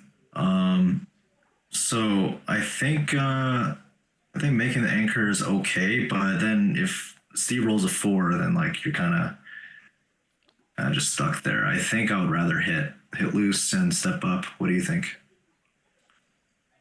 Especially at the score where you want to play more active moves, right, instead of more defensive moves. The other thing about this score is the leader can double more aggressively as compared to money in certain position types, like holding games and racing games. We're not quite there yet.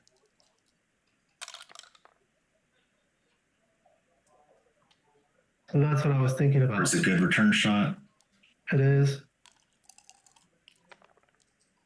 Well, Steve has nothing to worry about in this position. He's got decent prime growing in his front position. He's got the golden point anchor. Yep. Very nice position to be in if you're leading at this type of score. 6-5. Okay. Good play. Hello to Tavon Balian. I see him in the chat. Yeah, it is a little bit risky to open yourself up, but I guess the 9 point is too valuable. Yeah. Now she should think. This is a bit too weak, even at the score. I mean, if that checker on the 22 point were already escaped, then it'd be a lot more threatening. Okay, let's see what happens here. Oh, this is a terrible entry by Steve. I mean, this could be close already, because if you make the rack and you're able to escape, but again, that checker on the 22 point is just really bad. He might have time to do something about it. Okay, so of course you have to run off the anchor here. No, Ooh, she's hitting a second time. maybe not. I don't know. I would have probably run from the anchor. So would I. Yeah.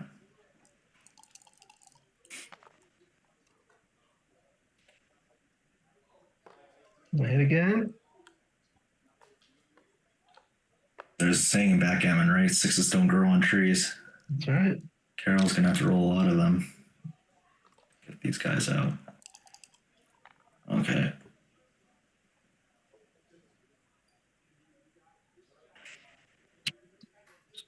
Like the boodle. She's gonna make the ace point. This attack is very weak though, because you got 4 checkers back behind a 4 prime. Right. Not enough. But I guess that was a kind of a forced play though. Kind of had to commit to this. Okay, 2-6 is a good start. You should probably just you could run off that guy as well, huh? I run off the 21 and keep that on the 20. Gives you a slotted potential anchor and an easier way to get out. Yeah, you can also just get out immediately from the very back, 23. Yeah. Oh, this I think this is the a wrong wrong idea. play, but This is the wrong idea. 21. Yeah. Yeah, this attack is very, very flimsy. Okay, so that turns things around. You know, he has a lot of time to get a good roll.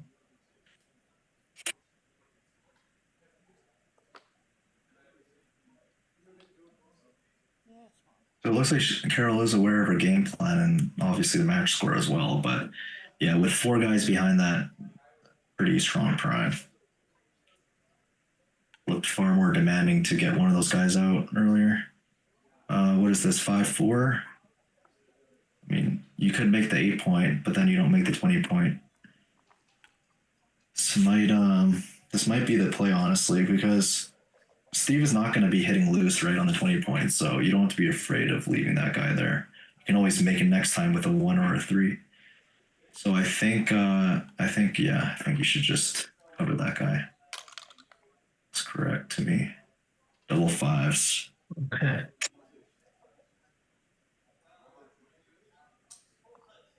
Yeah, I think Steve should just run around the board. I would bring the last one down. Single shot. Yeah, this looks about right to me. That hits. That hits the hard way. The hard way. Steve needs another double 5. Okay. You can play behind.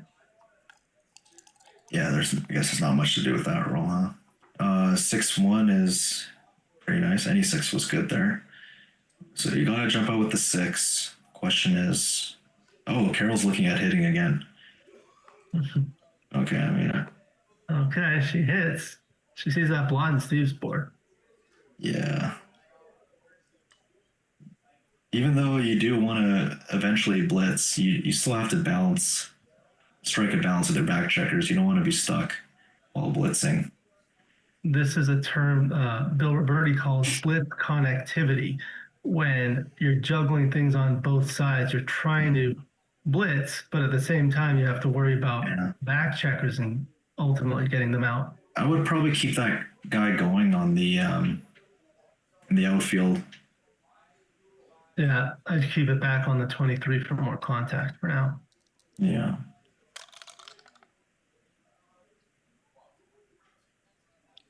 Great roll. Perfect, yeah.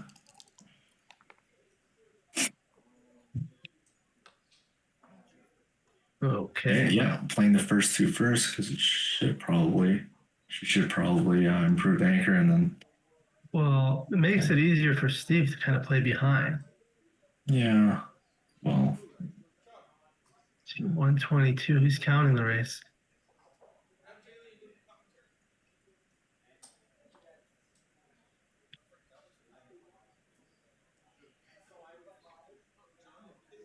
$122 to $149. Yeah, this is what I was talking about. You can double more aggressively as the leader. So she takes that. That means it's an automatic redouble for the match. But the take point is lower.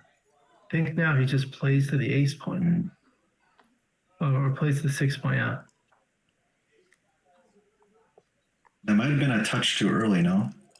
The cube? Yeah. I don't know. At this score, you can double pretty early. And as I said, in these types of positions, it's a pass more often than one would think. Yeah.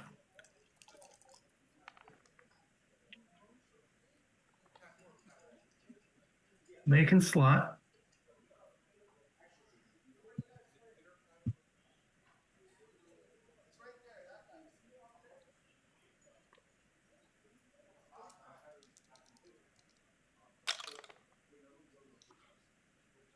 Oh, okay, so he just clears the 9 point. Mm-hmm. He wants to make that ace point so he doesn't have that liability. Bring 4 all the way. Now Carol's really wishing she had kept checker back on the 23. Yep. Now Steve covers the ace point. He's going to be able to back or just thumb checkers behind. It's a lot of flexible rolls for Steve. Yeah, it's what's called a robust position. Although certain rolls are not so great. Things like that. Yeah. still plays just fine. Now I play to 7. Or you can play 9 to 8 to give you double threes.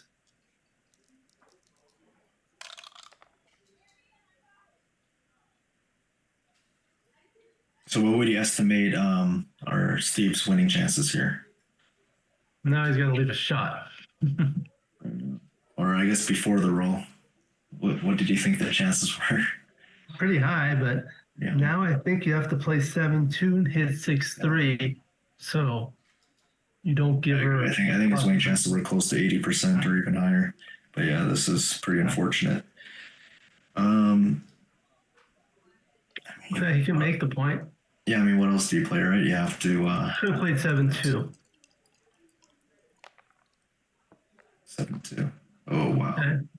She got excited. Okay, so no, I think she should come out. I think it might be okay for now.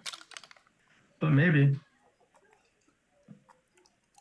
The thing is, adding the one extra checker to attack on the 2 point is... No, step up. Where's some... I think you come out. Come out. Yeah, I know it's only a 3 prime, but you do have to get out eventually. Ooh, that's a good roll. It's a joker on the Joker Gammon board. I suppose she's happy she didn't leave. Oh, 2-6. Okay, so now this is forced. Yeah. On the bright side, this does have a lot of outfield coverage now. So if Steve's not able to attack one of these blots effectively, chances. Now you might take a pass. This is not a great roll. I think this must be one of the worst. I think you have to hit and continue. It's like they say, hit or be hit. Yeah. See if she can get another Ray Fogerland here. Another 2-6. Oh, 6-1.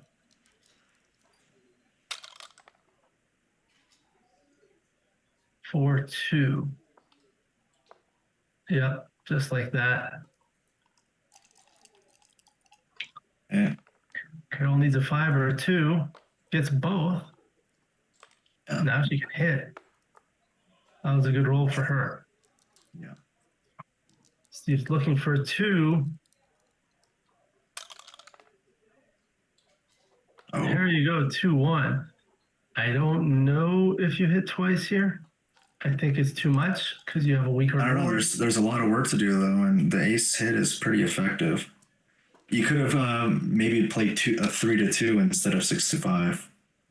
It's just that the hits are like extremely costly against the 5-point board.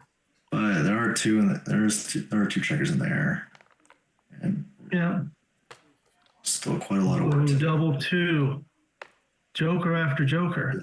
I actually do suspect that, especially at DMP, do want to hit twice there. There was just so much work to do. Not hitting.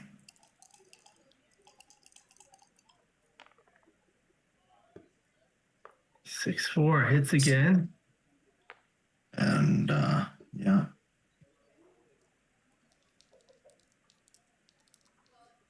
Big swing here. And now another big swing. Carol roll an ace. Carol might have some anti-jokers like this. Yeah. So of course Carol should not clear the 6 point. You definitely need to play to close your board. Otherwise it's going to be really hard to run. No. Okay. She needs like a 6-1. Or 6-3 is close. 6-5. Okay. So this has to play 2 from the back, I believe. Yeah. Yeah. You do pay off to the double hit 2-5, but I mean, any 2 is good for Steve. Double 2 as well. Yeah. Double 2s was still double hitting either way. Right. Oh, wow. Oh, wow. Yeah, this is the downside of coming out with 2 is that the 2-5 is just devastating. Someone was saying it's the Whereas you could have maybe survived by getting hit once. But yeah. This looks pretty over. Unless Carol can. Well, he roll doesn't want to give her miracle double fives, twos. but I think she will. He Carol's will. best roll would be a double twos by far. Okay, what is this, 5-3 here? Oh, so he's thinking of playing 6-1, and then I don't know. I don't know what that emoji is, Tavon. I don't get it. I don't know why you don't just play with that. Just leave the double five joke. Oh, okay. He wants to pre-clear that bar point. This makes Oh, sense. this duplicates twos, 5-2, double 2, double 5. Yeah. It makes those rolls really good. I don't know. Oh no, there's 2 on the bar. Only double 5 and double 2. Yeah. So I think he did technically give some more shots, but I don't know. Sometimes it's worth it to just pre-clear that point. 5-3, yeah. Now Steve would rather make the 2 point than the 5 point. You just want to minimize the contact. Like this makes the 5 point, but it might be better to pick and pass or not even hit at all. Yeah, I can see that. I think simply not hitting at all is better. Oh, there's now 6-5, 5-4, 6-4. Yeah, I see what you mean. I do suspect that was a decent option. Might be better to take 2 off because it's harder to clean up a lower blot than a higher blot. Yeah, of course. Next roll, you only leave a shot with what, 6-5? If you take 2 off. Double 4 wouldn't be good. Yeah. You definitely don't want to leave a shot next time. Or 2. Comes in with 1. Oh, is that a tombstone? Looks like Tavon is putting a tombstone on there. Now I see. You see that emoji? Yeah. Okay, isn't this play okay, I guess there is a bit of a decision here. I'm sure this type of decision doesn't matter that much. I would probably he can bear one off and that'll leave him 2-1. I think bearing one off is just a little bit more accurate, but it's not going to be such a big deal. I don't want to put 5 checkers on the ace point. Ooh, look at that. Comes in with all of them. Too little, too late. Yeah. A few bad rolls here. Well, that's one of them. That is, so the 5 is 4. That was happening regardless, though. Okay, so here, same logic, right? You want to take 2 off. It's better for the ensuing game if you get hit. And if Carol were to dance, then you could leave a double shot next roll. So yeah, you just have to take. But the other thing is, like, if Carol comes in with 6-5, 6-4, 6-3, 6-1, 5-4, 5-3, 5-1, she's out of his hair, whatever he has left of it. But there's almost no contact value after you get missed here, right? Because you have very good remaining distribution. I mean, I just don't want to leave a double shot next roll. That's why I don't like this play. Yeah. And take another checker off. I mean, even with the open 2 point. All right, let's see if Steve gets punished here. I do think that was a little bit. 6-1 is good. 6-1, yeah. Yeah, of course you want to close that point now. Basically, Jen here for Steve. Well, if Steve rolls a 6-1 or something like that. Yeah. So now Steve is going to have to win in the race. She concedes. Yeah. All right. Congratulations to Steve. Oh. Got a message. Let's see what's going on. Yeah, maybe I'll step out. And maybe Art Benjamin will join for the next one. That would be nice. So I'm just going to wait for Dimitri to So let me know when to log out. But it's recorded, so we'll find out eventually. Okay. But wouldn't you agree when you get two more? Yeah, but that's only two numbers to hit two check-ins. So, But and it you're also, doesn't one of your count. ambitions is to escape as well. Yeah, so I can come out with a 6 and partially escape. I don't know. That was my. So how did you enjoy your first commentary? So there's a lot of positions. I liked it. Yeah. And that was It's good. People liked it. While we're waiting, let's see what questions people have on the stream. That's how Steve takes pictures.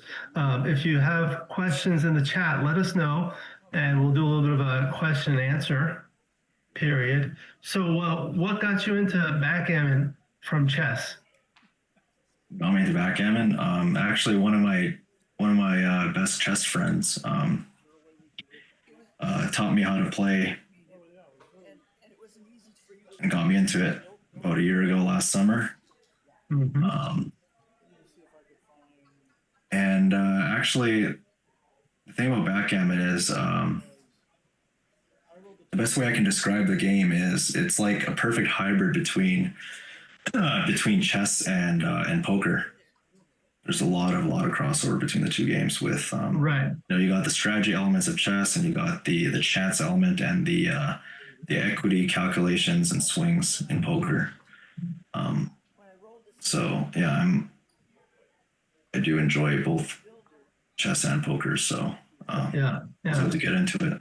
So looking at Usually the after bracket, noticing the similarities. you're right. Yeah. So now Steve will play Michael Fujita in round 4 of the consolation, and the finals have been determined. It's going to be between Gary Koscielny and Gary Kalos. I predict Gary will win. It's a lot of Garys. Yep. And the Masters jackpot is going to be between Bill Colton and Matt Rakelitis. So things are winding down. Let's see what else there was. Super jackpot looks like David Stein beat Kit Woolsey. Congratulations. Thank you to everyone for watching. Yeah. Hopefully our Benjamin can come in. You able to stick around, Paris? Yeah, for sure. Yeah, after a quick water break.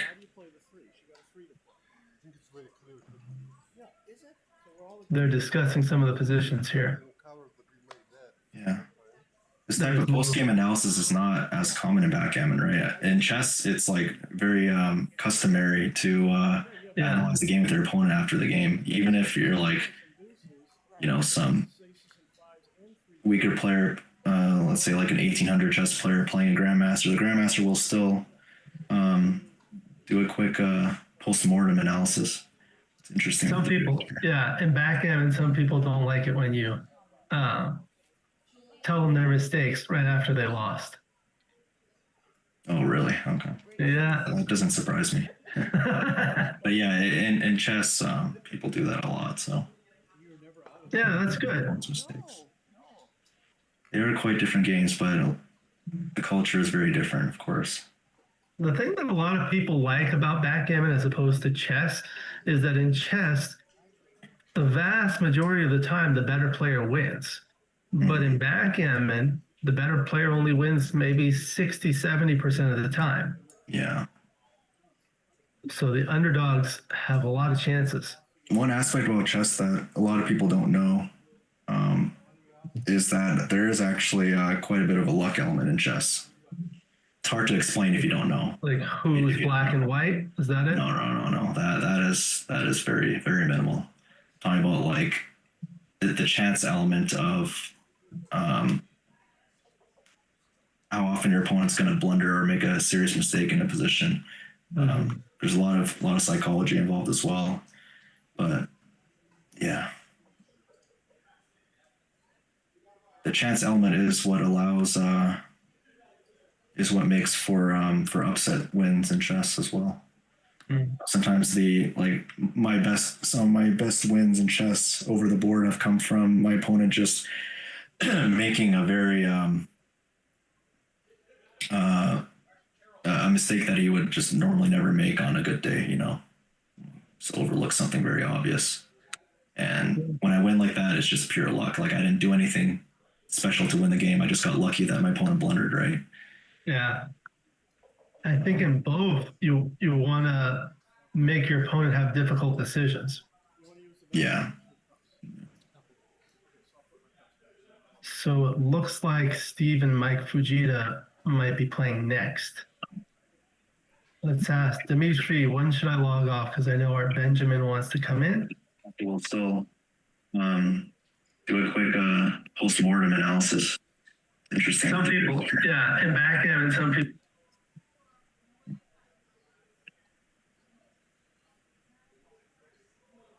Let's see. Alex, I'm here, but I don't know if I'm here. All right, I will log off and let you two go. Hello to Art and goodbye to Paris. Enjoy the commentary. Thank you, Alex.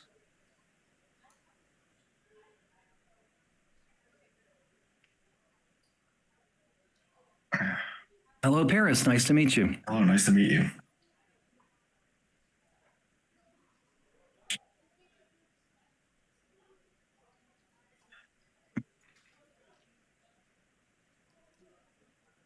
Something happened with the camera views, no? Well, Like it.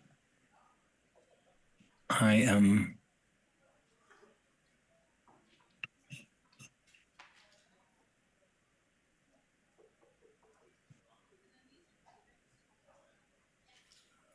Looks like we need to get that sorted out. I'm going to be back in just a minute here. All right. Yeah.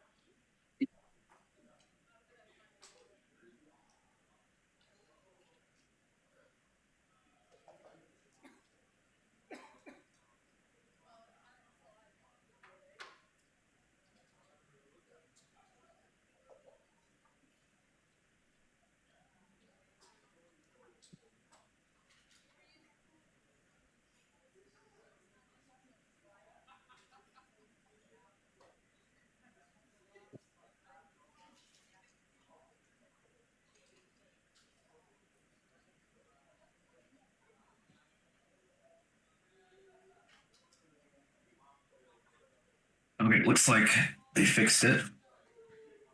Okay. Okay.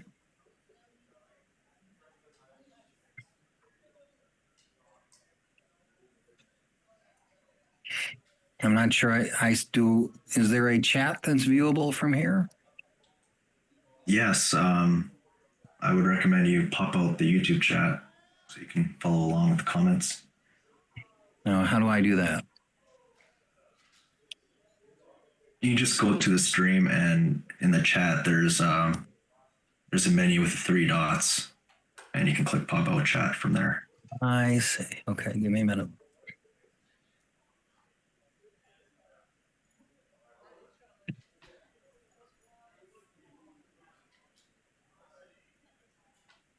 I see.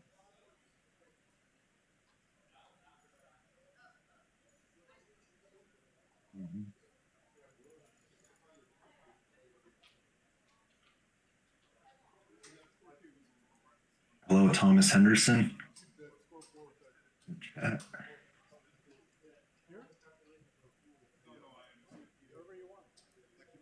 Yes, I live in. I'm from Western Canada, from Alberta to be exact.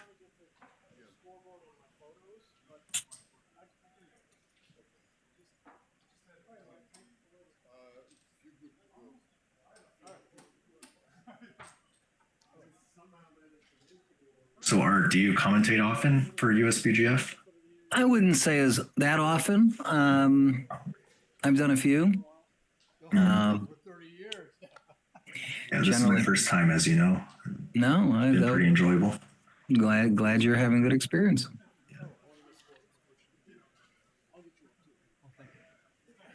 Looks like the players are almost ready to set up, both in frame. I'm not sure how to pronounce his last name. Michael Fujita. No, Fujita, Mike Fujita. He's a good friend of mine. He used to live in San Diego. He ran the San Diego tournament in the 90s. And then he moved to Hawaii, where he's been for a few decades now, and maybe still is there. And Steve Sachs, who is certainly one of the great players, all-time greats. He is also in Southern California, where I am normally. This year I'm in New York City. I'll be here for another 2 months, a month and a half, really. And then I get back to Los Angeles. So the backgammon community in the States is pretty tight-knit, right? A lot of people know each other. Oh, yeah. No, I would say among the, hello, everybody. Among the top players, I'd say everyone knows everybody. Right. A lot of traveling, interstate traveling for these big events. Yep. Who is Backgammon Made Gin making all these fun comments? That's Chad Powers. 16-year-old from Illinois. 16 from Illinois. All right, so Paris, give me a 3-digit number. I will try to square it as quickly as you do on your calculator.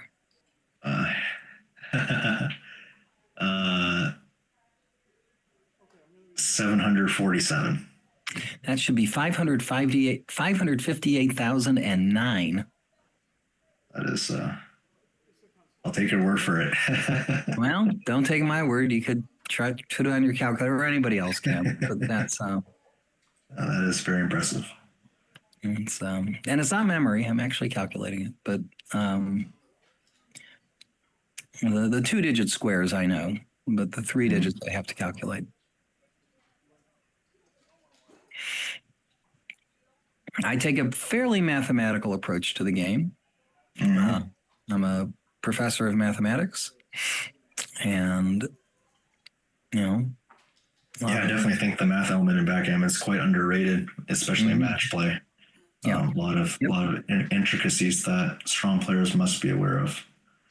And yet, I think the match play, the kind of calculations people think you have to do for match play is wrong. I think it's a lot simpler than people are.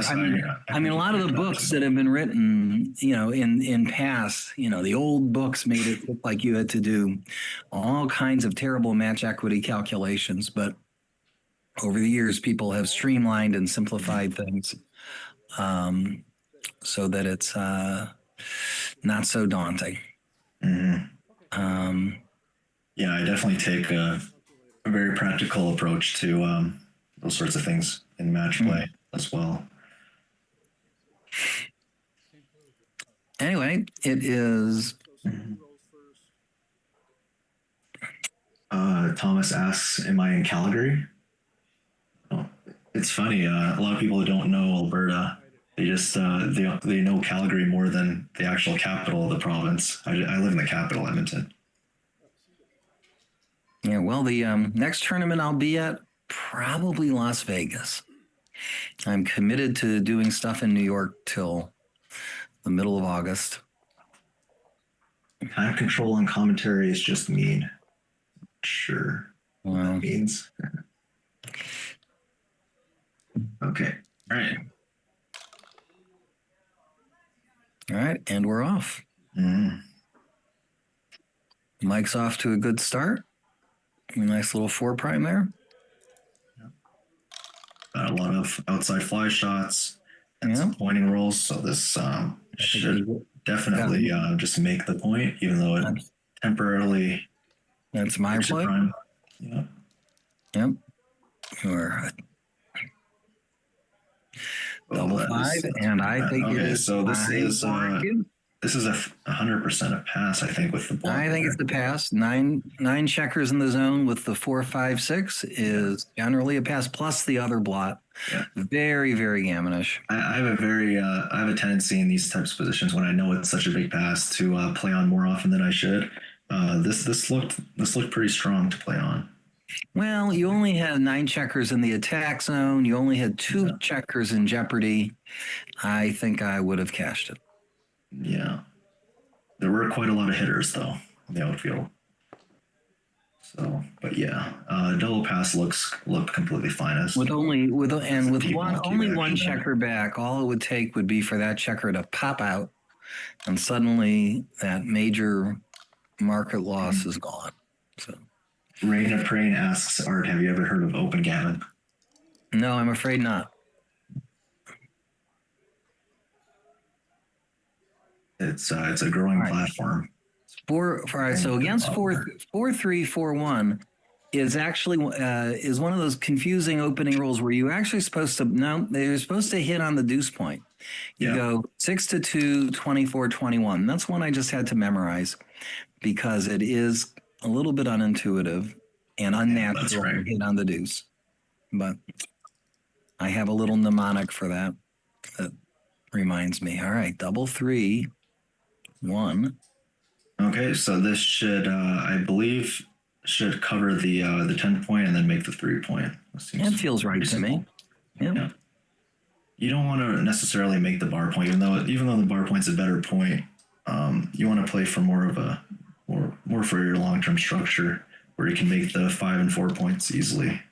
Yeah. Okay, 3-2. So you don't love making that anchor, but you kind of have to. There's a lot of checkers that can attack you. So this looks nice and robust. You got spares on all your points to make better points. One of the commenters says 2EH plus something minus something. I believe it's 2EH minus something plus something. But that's a pretty good quote. That's a way of counting shots from the bar. Got a pretty lively chat this evening, which is nice to see. That's great. All right, 5-3. Yeah, it's 5-3. Okay, yeah. Could have easily been right to bring 2 down from the mid to preserve your robustness. Maybe. Hate to give it up. I mean, if I own the 4, 5, or 7 point, I'm more willing to give up the midpoint. With the 3, I'm not as sure. Yeah, the downside of not breaking the mid is you have to dump a checker there, but it's all right. Yeah. So one of these outfield points is gonna have to go next roll for Michael. 5-4. Okay. That's right.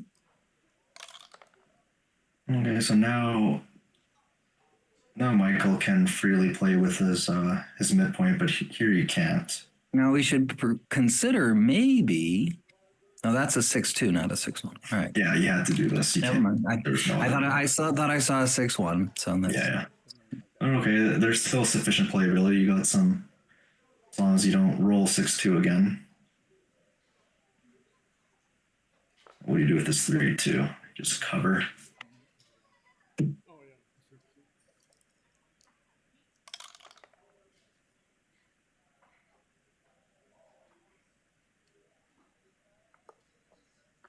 Yep. 6-3. Both players are waiting for a shot or a set of doubles. Yeah. 4-5 might be time to run. Mike has the stronger board. Steve has a blot. Let's quickly look at the race. 73, 121, 112 for Mike, 15, 27, 31, 65, 73, 113. So the race was about even. Mm-hmm. So maybe it's right to stay back. Yeah. Wasn't a big racing lead of any kind. You do gain a lot in running. You get to consolidate the midpoint, but obviously the downside is you can get attacked. You will get not attacked. this very roll, but you could have on this roll here. Okay. It would have been hard to escape. So Steve has now gained the outfield control with that double 3. 4-3. Mike just builds his board. Oh, Thomas, you did live in Edmonton. Nice.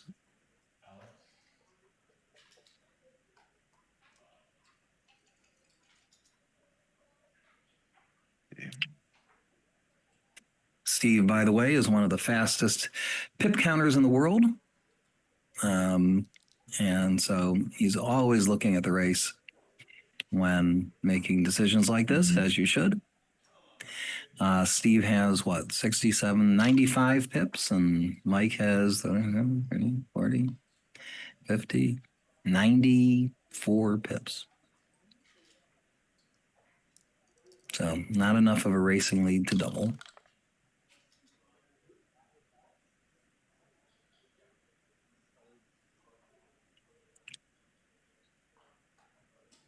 Yep. About right.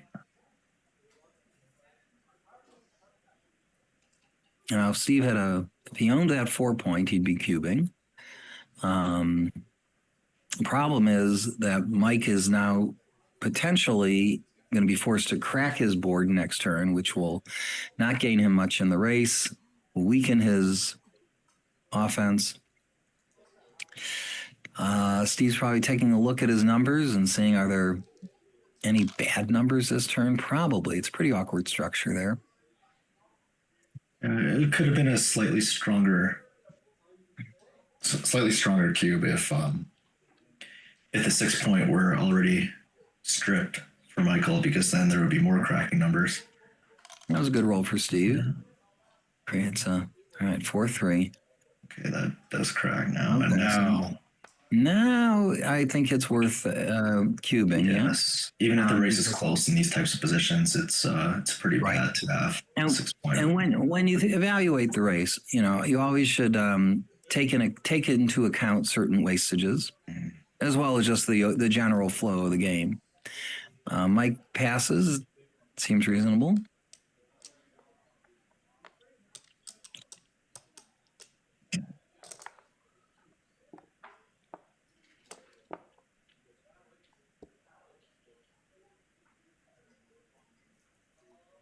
Someone in the chat is amused by how fast you counted the pips there.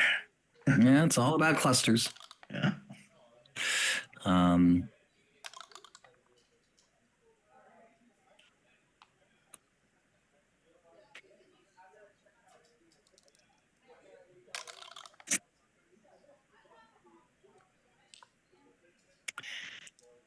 As I said earlier, I think I've only met one player who would give Steve a run for his money on pip counting, and that is Jorgen Granstedt from Sweden. World champion, correct? Yeah, 3-time world champion. And he and I met in San Antonio at the last San Antonio tournament, and we went around the room looking at various positions, and we would race each other on who'd get the pip count faster. And I was giddy at how quick he was. Like, wow, he had more clusters. He knew more clusters than I did. And I was very impressed. I sometimes beat him, but for the most part, he had the edge. Okay. Speaking of fast pip counting, if you recall the site Gammon that was mentioned in chat earlier, there is a training sort of mini game on that site called Pip Rush, where you have to count pips in various positions as quickly as you can. Oh wow! Time frame. So you guys could definitely get the site down there. That would be fun. I'll have to check that out. Yeah, it's called opengammon.com. Everything. All right. It's free on there. Has a lot I'm of familiar with it. Has a nice community and has a lot of features. Okay, now we want to. Mike should pause here and think about the cube. Yes. Mike has 144 pips, and Steve has 146 pips. So,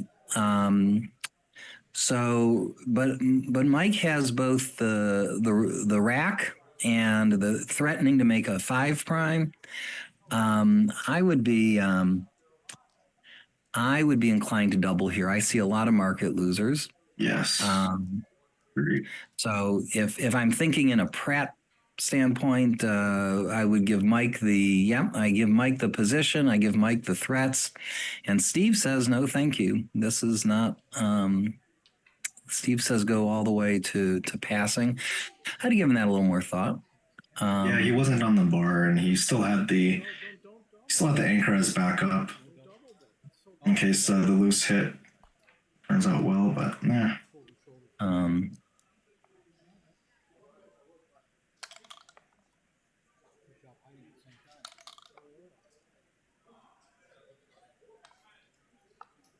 Yeah.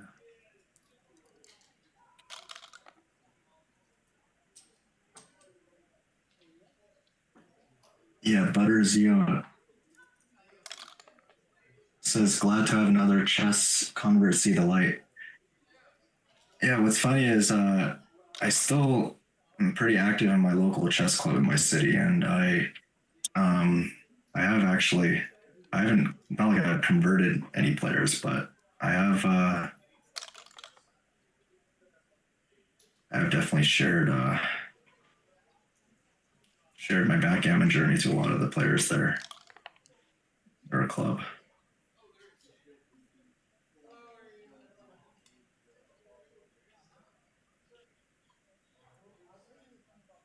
Okay. This time it's Steve off to a nice start in the opening. Oh, yeah. Owning Mike's 5 points. 2-1 in a 9-point match. Nice 6-5 is great roll. Yeah. I would say that's even better than an outfield hit. Yeah. Such a solid roll. And here we have another mutual holding game. That's great for everyone's PR. I'd check the race here just to see if Mike has a big racing lead, he could consider breaking the 18 point, but yeah, maybe he doesn't have such a racing lead. With the strong board on the other side, especially, it seems too early. Yeah. 5-2, yeah, clears the point. All right, 6-1. He's got to give something. Is a direct shot. So that's my play. Yeah. Steve hitting with 3s, misses. Let's. Yeah. Mike's has a 6-5 himself. 6-5 just brings 2 checkers only down. One play that I see. That one. Oh, really? I would have. Oh, haha. We both saw a different obvious play. I thought 2 checkers down was. Oh, you could be right. My play might have been too automatic. I give your play some thought. The problem is all these points are stripped, and you're gonna have to do this. Yeah. Leave shots later. But Steve's pretty stripped himself, so you don't maybe want to volunteer shots when your opponent is also a little stripped. So I was going with Mike's play there, but it's good to slow things down and look at alternatives. All right, so is that Steve with a 4-3? Yeah. So Steve says, I don't have much. Mike doesn't have too much ammunition here. It's time to. This looks good because if you can get away with it, you have a lot of playability from your midpoint in the future. Yeah. Well, I guess it's hit or be hit. Well, I guess there are 2 plays. You could go 13-4, make the 5-point board, offering 11s and 8s. That looks like 11 plus the. Yeah, and keeping the blocking point 6 away. Yeah, I think that's right. Yeah. 4-3. I do think the double shot was a little bit much. All right, 3-2. Let's go 3. 2. Yep. Try and make that 5 point.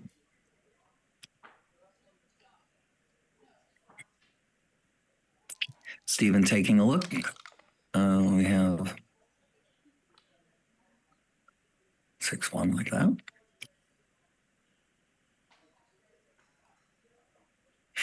We'll do a very quick pip count. Mike has 32, 62, 98. Now he has 91. Steve has 47, 52, 91. So the race was even. Steve is now up 9 pips. 5-1. Steve's up 3. Steve is up 14. And now Mike is up 6. So Mike says it's time for me to run. So this position is. And it's Joker Mania. Okay. Steve is now up 18, minus a little bit of wastage. 14, 7. Despite the wastage, is really it. All right, so now we got to pause. I'm going to count those two dead checkers on the ace as if they're 3 pips, and say Steve has essentially 51, maybe 52 pips there, and Mike has 42, 51, 42, 51, 58 pips. Mm-hmm. So 52 to 58. I think that's a pass. Yeah, especially being on roll too.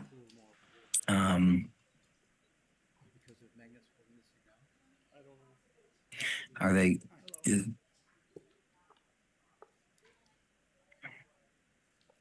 Notice how Steve was also even number of points away. So in these types of racing positions, you want to be ever so slightly more conservative as the leader. That's true. That's true. That could be worth a pip.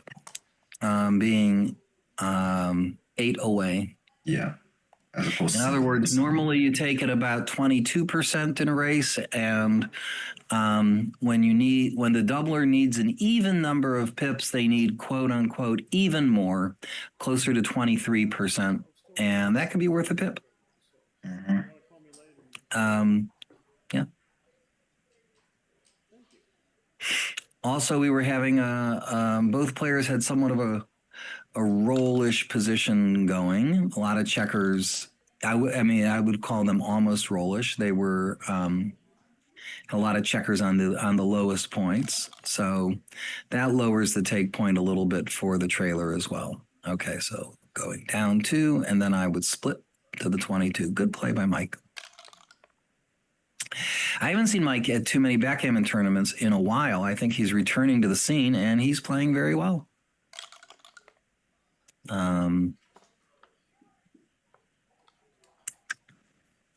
There's the 1. And I guess you just got to come out to the 18 point, 24-18. Steve is stripped on his 8 point. I think I'd rather give him the 6s and the strippy 1s instead of 13-7, which is what he's about to do, which gives him 6s and 4s. I would have made the other play. Yeah. Not as dangerous. When in doubt, I go 24-18. Yeah. But then again, I'm in doubt a lot. So. Well, that is a fantastic shot. Great shot by Mike.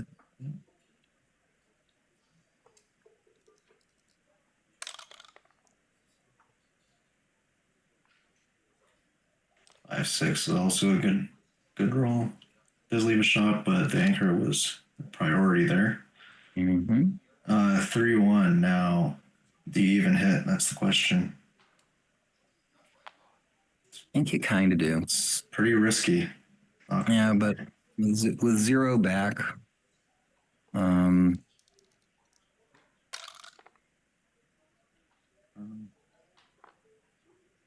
I think given that the 8-point was stripped, I think it is actually fine to hit. Only 9 in the attack zone. Yeah, if there was an extra guy there, an extra spare 8-point. All right, Dan. Yeah, this is exactly why. Like, yeah, well, that is certainly was a scenario. Yeah. Okay, so 49, 88, 124. I think just based on the threats in that position alone, it looks like a pretty strong cube. Right.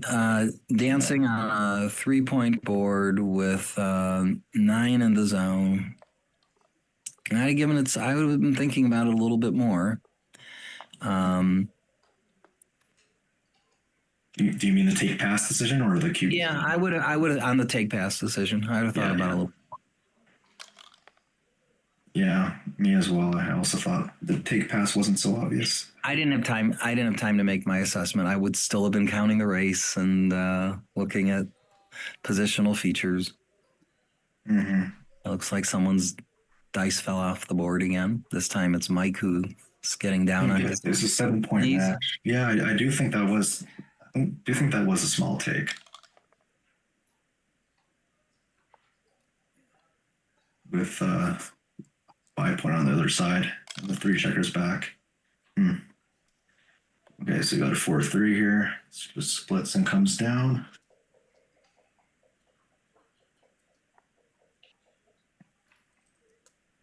Okay, Michael opposite plate more aggressively. Mm-hmm. Not a standard play, but not a I'm not sure. necessarily a mistake either. Huge mistake. Double six. 2 for sure. Yeah, 1 more, and then you just slot. You have to go 10-4. Good buddy. This is the problem with not splitting. 5. You can easily get crushed in this priming battle.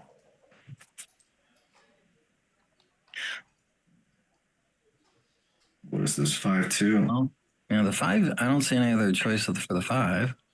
Yeah, this simply brings 2 down. Or sorry, did I get that? I guess I'd want to. Yeah. You don't think you want to try and see some daylight there? No, you should not split because you're just winning in the priming battle with all of this extra timing. So just invite Pink to a priming battle, and you're a favorite there. Therefore, you don't need a split.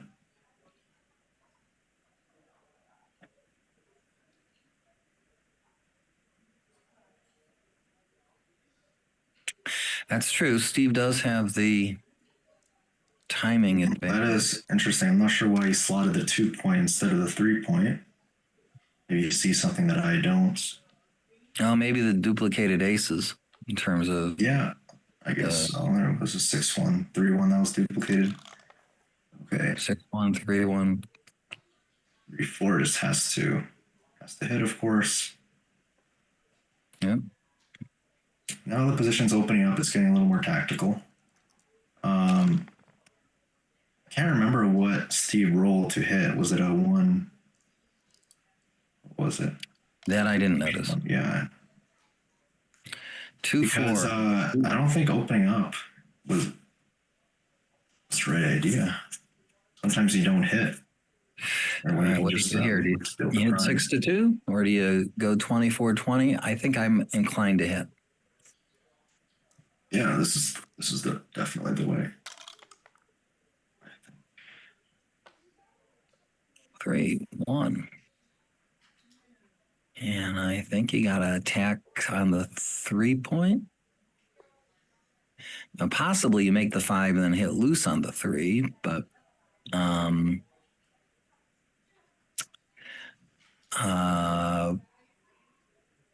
I don't object to this play. I'm not sure where the last 3 should be.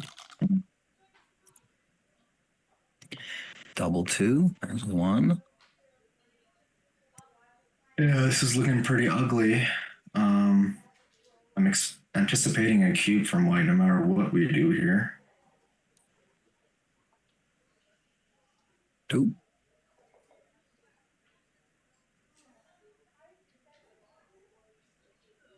Yeah, this looks pretty bad.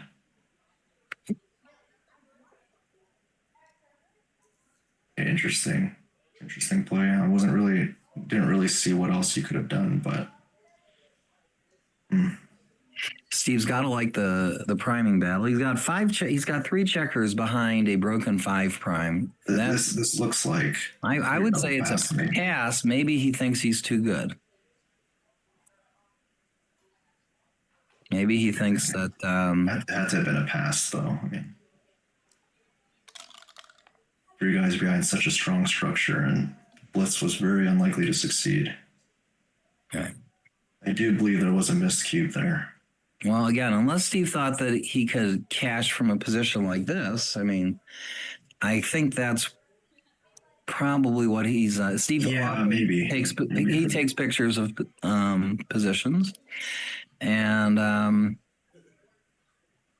so he can attack with 3s and 5s and 8s. He's not too worried about escaping that last checker. He's got time for that. Especially with 3 guys on the 24 point on the other side. I think he's got to cash it instead of, because if Mike does make that 5 point, then Mike's got a clean take here. Yeah, there's quite a few rolls that don't attack on the 5 point. You can just make the 20 point anchor and try to keep the last guy trapped on the 23. So there he goes. This look like a mandatory cube now. Chooses and Mike passes. Okay.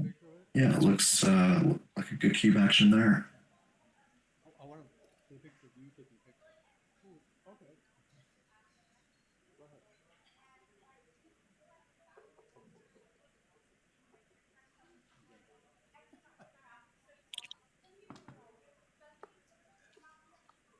If somebody was behind you, they could take a picture of you taking a picture of you. Yeah.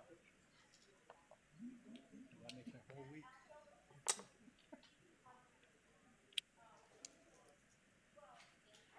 And we have comment in the chat saying, yes, it was a double and a pass. I'm just curious about that, the roll prior when. Well, I think that shows that he had a very very strong position. The roll prior, it was such a clear pass before. I would not be surprised if he was too good.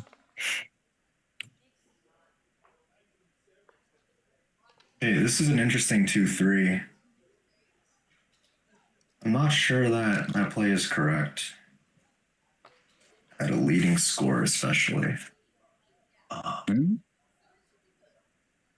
Seemed okay to me, but when in doubt, I'm gonna go with Steve. Certainly one of the top U.S. players.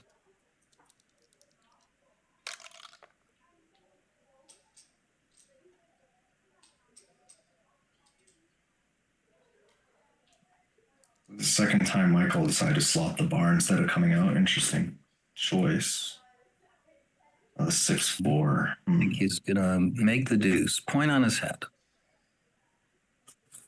Is that better than splitting and making the bar? I think so.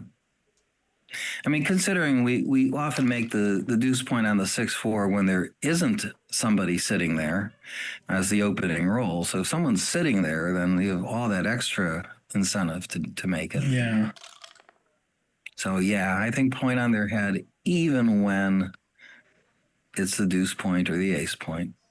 Okay, so now double 6. I think this might want to bring 3 down and then come out. This is a tricky play, though. 2, 3, 4. I think I go with this play. It's kind of annoying to have to put 2 more checkers out of play there. Well, only out of play if you were thinking that you might play a priming game, but after that double 6, the priming game was probably out of consideration. So he just wants to build a strong. Yeah, it is possible. So that when there's an exchange of hits like here, he's got he dances. Then then he's in a happier place. Okay, now it's Steve's chance to think about it. He's 5 away, 7 away. He has 10 checkers in the attack zone, with Mike having 1 checker on the bar. Mike's got the worst 3-point board that contains the 6 point. boy, 5 away, 7 away is one of those one of those times where you have to be, the winning a gammon is great because it takes you to Crawford.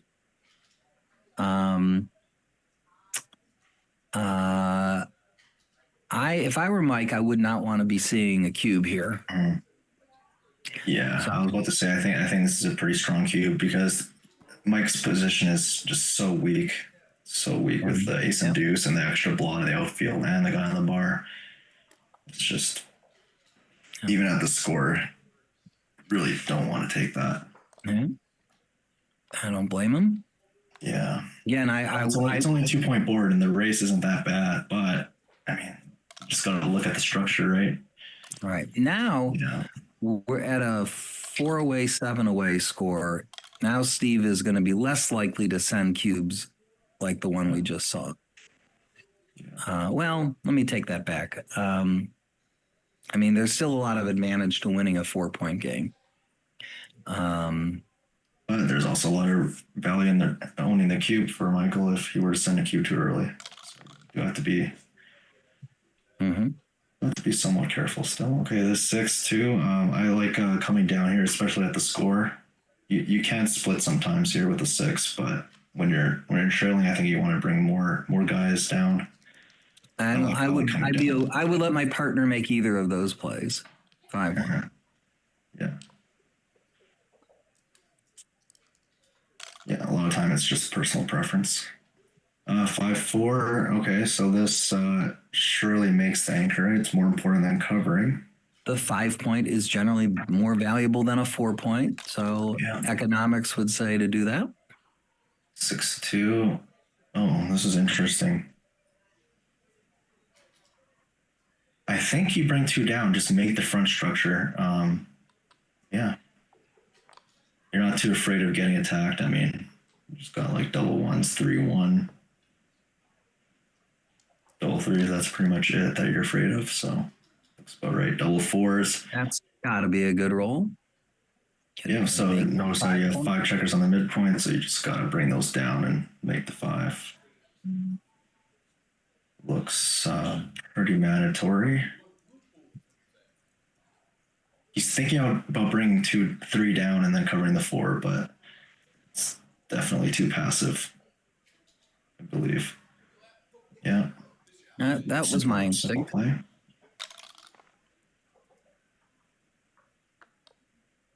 Okay. No, Michael's got a cube decision here. Wait, don't roll. Don't roll so fast. That was a strong contender for a cube, I feel. That's 7-away, 4-away. 7-away, 4-away is a score where you want to. Is a score where the leader can still use the cube even if he's owning the cube, right? So he can use the double gammon effectively. So less aggressive than 7-away, 3-away. All right, so hold your horses, Mike. Yeah. I would say surely that was a market loss, right? I think it's a pass, yeah. And I think this is the kind of position where the kind of score where Steve has to be more careful than usual in terms of the cost of getting gammon. So this would be a pass for money and also a big pass at the score. All right, now we're at the 4-away, 6-away score. And what's interesting about this score is even though Steve's ahead on the score, his doubling decisions are very similar to his money doubling decisions. If we have a gammonish position, the vig he gets for winning 4 points balances out the fact that he's ahead by 2 points. So in other words, his cube behavior should be, if he would double for money, he should double at this score. If it's a gammonish position. And races, holding games, that's a different story. But It's a little bit different from the previous score we just had, 7-away, 4-away, because Where 7-away, he would 4-away, be even more, there Steve would have to be a little more cautious on yes. sending that cue. And part of the reason is because in a gammer's position, if the trailer were to send a 4 cube, right, it's a little bit more efficient winning the match. Double 4 cube, but it's just all differences. Okay, you got a 5-3 here. Unfortunately, Wait, what? Oh, okay. I missed. I misread the description. Okay, 4-1. What does this do? That's a complete air ball, right?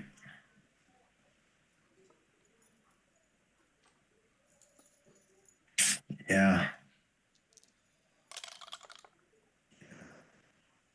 All right, 6-5. Difficult to find a good play there. 6-5.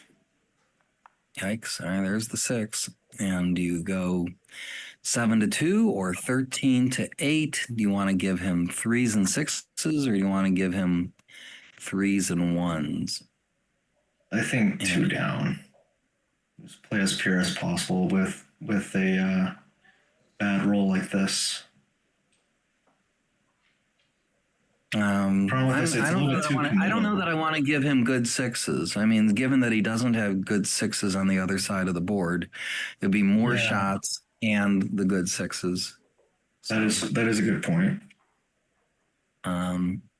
However, Steve's counting. Let's see if we can do it as quickly. Steve has 36, 57, 67, 93, 141 pips. And you can even see he's holding the 41 on his hands. And then Mike has 28, 34, 36, 52, 91, 139. So Steve is down 2 pips, if I'm reading this position correctly. But he says, all right, look, again, you got to think, would you double this for money? If you were in Steve's position, would you double this for money? I think you would, because of both the potential to hit those checkers and the ability to make that solid 4 prime. So, and by the way, that's it. I mean, that's at this score, that's all you have to think about. You don't have to do match equity calculations. Just say, at this score, would I double this for money? Do I have the threats, the gammons, positional advantages? So Steve has a slightly better board. He has threats. He has gammons. Not much in the way of race. All right, so now it's on Mike's end. Mike can actually take this a little more liberally than for money. Or other 4-away scores, such as 4-away, 5-away, correct? 4-away, 5-away, you have both players have to be careful about the gammon. I'm not sure about this one. Would I? I mean, with none on the bar, and I mean, the thing with Steve's position is he has that ugly dilly builder on the 4 points, so it's not like his structure's perfect. They're both stuck on they're both glued on the ace points, so. And none on the bar. Yeah, I would. I don't know. I don't know that I could give this up. Oh, and are they still? Is he? No, he's not thinking about it. He's he stopped his clock, and now both players are probably taking pictures of the position. Yep, there's Mike, taking a picture. Anyone in the chat is transcribing, but I would estimate that was a take by at least 150, not more.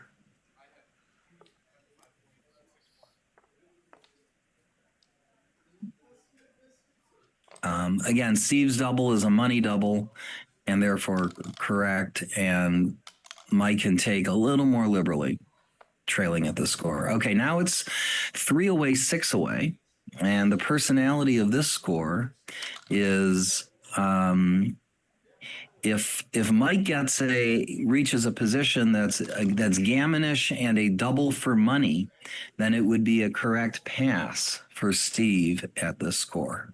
It happens when one player needs twice as many points as the other. All right, but it's Steve that's going to have the advantage here. Steve will only double if it's a clear pass for money. Otherwise, he plays on.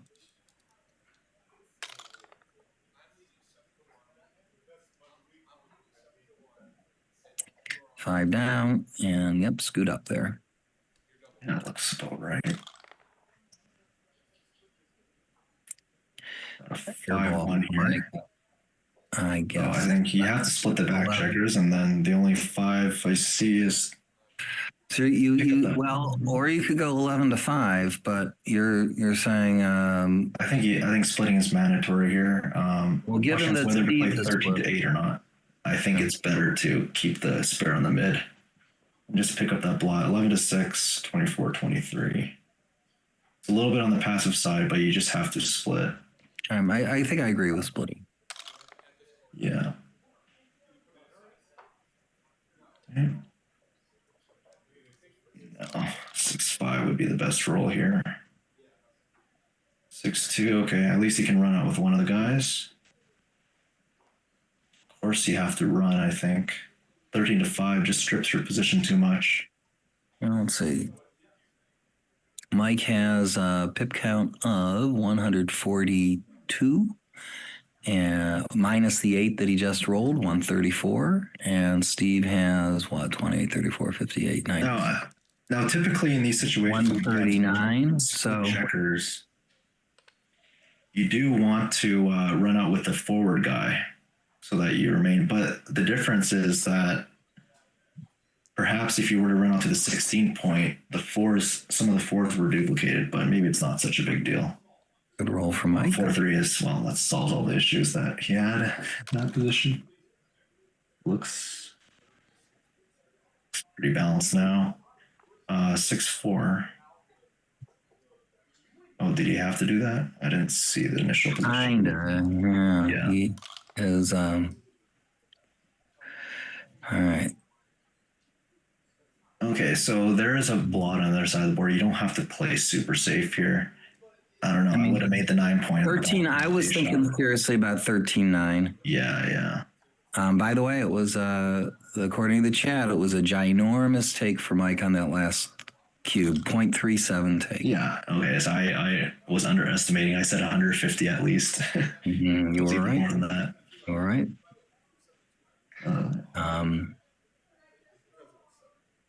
In fact, it was.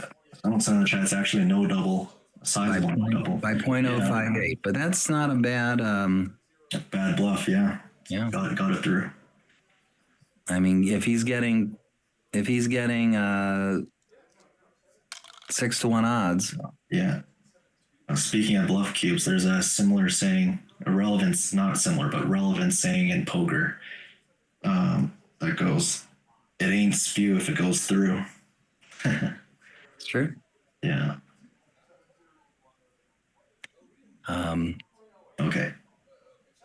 5-4 for Steve. Okay. So he figures his he wants. Well, whenever your opponent has 3 blots in the inner board, you can play very, very loose. Like you can do anything you want. So if he's got like a racing lead, he's gonna say, "I'm gonna just take this as an opportunity to get out of Dodge." Yeah. This is a bit of a bad roll. A little awkward, but he's okay. Now you should stop and think. There are some good rolls here. Like a very good roll, like that one. He could have maybe considered it for.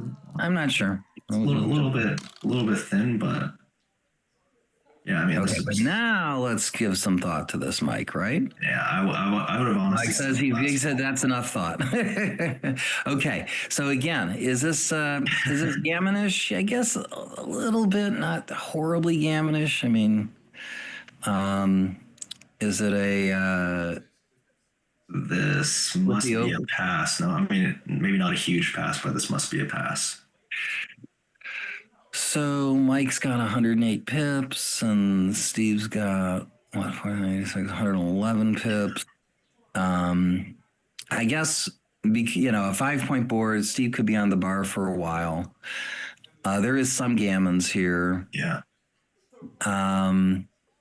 My rule in this at this score is if this would be a legit double for money, if the position's gammonish, and by that I mean if Mike can win 10% gammons or more, then I think it's a pass at this score. Mm-hmm. Yeah, there's also the abundance of checkers on the 5-point, making some of the hits from the bar.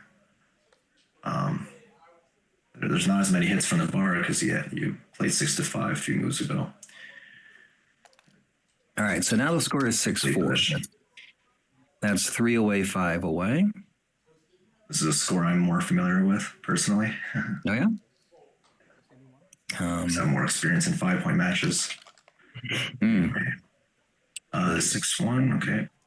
Looks like a pretty simple running game. It looks like the scoreboard's a little out of frame. Yep. 2-1 here. Interestingly, I can see the scoreboard on the other. Not if I look at the side camera that's showing the two of them. I think this plays a slot, by the way. I think you slot the 5-point. Well, he did escape one checker, so he's keen not to have a second checker back. But that said, the slot could be right. 3-4. It's especially based on the score. I want to just I would jump out. Play moves like that. Anyway, let's see if he can hit. That does hit. Yeah, and he does.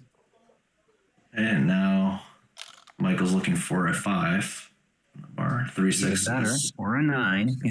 Yeah, that's good. Someone else in the chat also agrees that last game, I should have thought about the cube turn before. All right, 2-1 here. This is a bit awkward. Well, again, let's have a look at the rate. I think given that you have 5 checkers on the 6-point, and it's the last checker remaining to escape for white, I think you have to hit and do this. Yeah, you don't love it. Sometimes it is correct to play 6-4 and then advance that checker again, play 6-3 while hitting, just to minimize block count.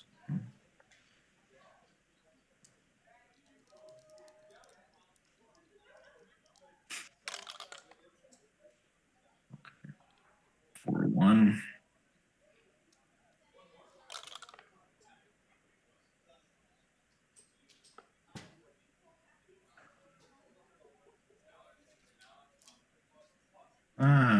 I would probably just hit there again. Especially at a trailing score where you're not as worried about gammons as a different score. You can play a little bit more loose like that, generally speaking. This position is a little bit awkward. I mean, you do have a lot of contact value, but when Steve eventually makes his 5 and 4 points, it's going to be just a really unpleasant position to be in. Low on timing as well. All right, 6-4. There's not much here to do, but to continue building. Steve's going to look to. You too. The 5-point or the 4-point? Yeah, I think the 4-point. I think the 4-point as well. Yeah, I think it's because of the distribution. That's legal, right? Yeah, I do think the 4-point is marginally better. I would make the 4. Better distribution of spares. And you're already being primed in pretty well. Oh, you're already priming the back checkers pretty well anyway, so 5-point isn't such a... Mike is either going to make the 4-point or make the 5 and slot the 3. I'm okay with making the 4-point. Okay, but I won't fault the other play. These are always close plays. Yeah, they're not worth. What's clear is there's not worth spending clock time on choosing between them.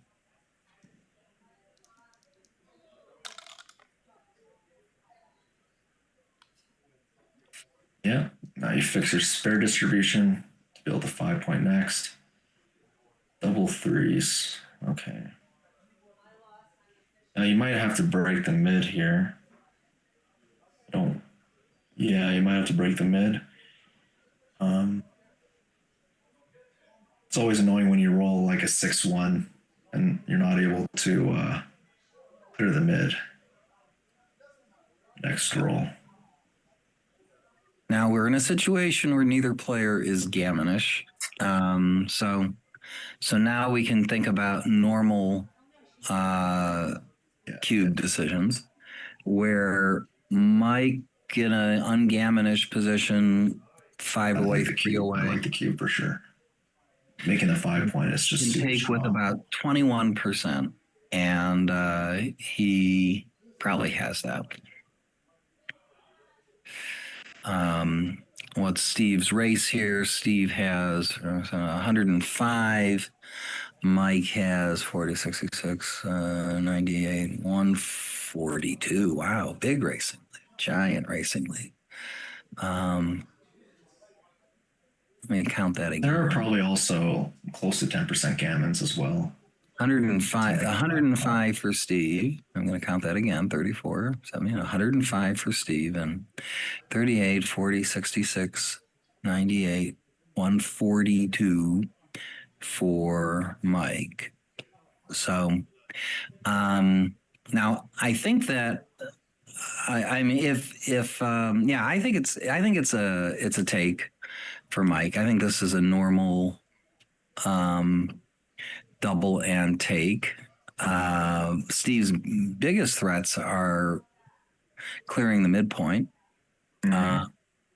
because Mike has more than a holding game would normally offer by owning that the 16 point. He can break the midpoint next turn. Yeah. His if anything, if this is a take for money, he should be taking at this score. Ooh, I think that's a take, Mike. Yeah, I think there is barely enough contact value from the 16 point once you break the mid. It is annoying that Steve has a lot of time to make the 5 point, but as long as the 5 point is open, you have a good contact game. So, yeah.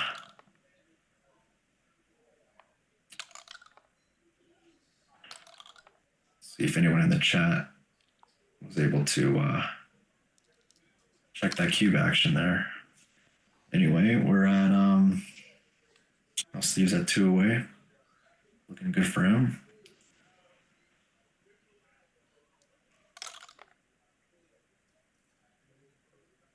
Now, how aggressive would you say the cube action is for the 5-way player at 5-way 2 away?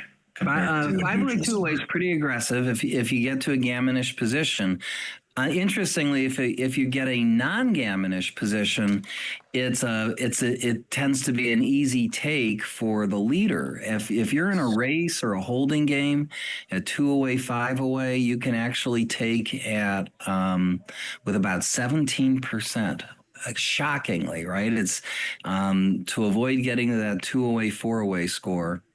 And there's a lot of other math involved in it, but it's the only really low take point within a 5-point match. Is that 2 away, 5 away score? Yeah, that's exactly what we discussed with Alex earlier. Okay, double threes, covers and hits. That is a great shot, of course. Has to be a clear play. 4-5. Okay. Okay. Again, now. I think that is a touch too early. Maybe not. I mean, again, at this score. Yeah. Let's put it this way: if Steve can take, if it's a no double for money, and as you were sensing, you're not even thinking you're doubling at this score, but it's not a double for money in this count. Then it's a take at this score. Yeah. But I think it could well be a double. I just think there's just not enough threats. I mean, you got this still stack of 5 checkers on the 6 point. It's only like the 3 and 2s that hit. Yeah. Steve has a very solid front structure. I think it was a small no double. I don't know, like a medium. Be interesting to see what our chatty friends say. I'm pretty confident about that actually, but it could be wrong. That's great.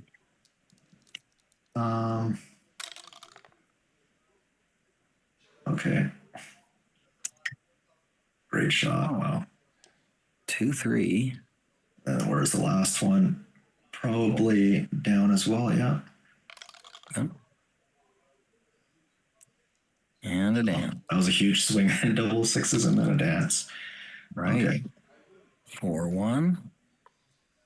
4, and then you have to split, of course. So, see a little bit of daylight there. Oh no, Mike. Yeah, that's what often happens when Mike thing. All right, 6-2. cubes. I think I want to at least. I'm inclined to run 24-16, so that Yes. or 20 or 24. I would probably run one of them out. I don't know which of the two. Yeah, the problem with not running out is you just leave more hit. You don't want to be hit loose right on the 3-point. You don't want to stay there. Because if you get hit loose, then Michael gets the time to potentially make an anchor next. Okay. What is this play here? That's my play. Yeah. Bringing the bar point's not ideal, but the 3-point's much, much better than the 2-point long. Oh, what a great goal, Steve. I guess the other play was better. Results oriented thinking. Right. Okay, so what does this do here? I guess 1, 2. And I mean, the big play would be to hit and split, but you don't need to. I mean, you're barely behind prime. I would just hit. I press the attack. Yeah, I do too. You're not in a rush to split off your anchor yet. Right. And once he makes that 5 prime, it's going to be very tough for Mike. Yeah. So there's the the 4 and comes out, of course. I would Easy play. He knows it. Yeah, this is very. This is a tough one for Mike. 6-4. Now, do you attack? Yes. Question. Probably you should. It just buys you time to get the rest of your checkers around the board. And just stops him from anchoring. And that anchor is a permanent foothold. He's going to want to hit next. He does not want to anchor on the 3-point. Another great roll by Steve.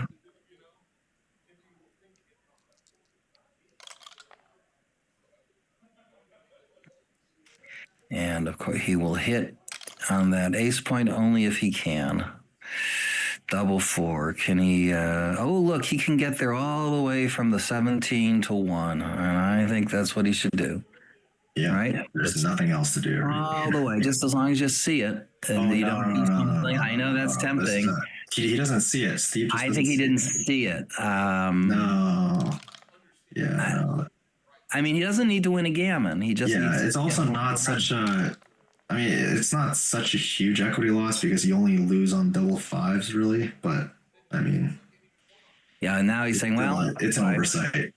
That's it. Well, I just only think he would have paused to think of it. Steve might have made the right play, but I think he has to. I think he didn't see the 17 to 1 shot, or the 17 to 1 play, as it's called. Wow, he may not even want that 4th checker since he doesn't need a gammon, much less a backgammon. It could potentially be more accurate not to do that, but of course, he might. Typically, it's not going to be an error to hit the 4th checker. I guess, but. Right. It doesn't increase Mike's winning chances by much, but Mike will win about 4 or 5% here, and now as Steve bears in and bears off, the thing to try and do is to actually create a tower of checkers on the 3-point. 3-point. Yeah. It's and that's something I learned from Kit Woolsey, that it's pre-clears the 6, which is also he's clearing the 6. He just wants to give him time. See, this is why he wasn't sure about hitting that other checker. He just wants to give him time to come in. But again, if Steve can move a checker there to the 3-point, he wants to leave 0 shots. But I think I go 8-3. Oh, that's okay too. But I mean, it's a 0 position, I suppose. Somebody in the chat says they put the position in earlier, that cube, and I guess I stand corrected. It was a cube. Aha.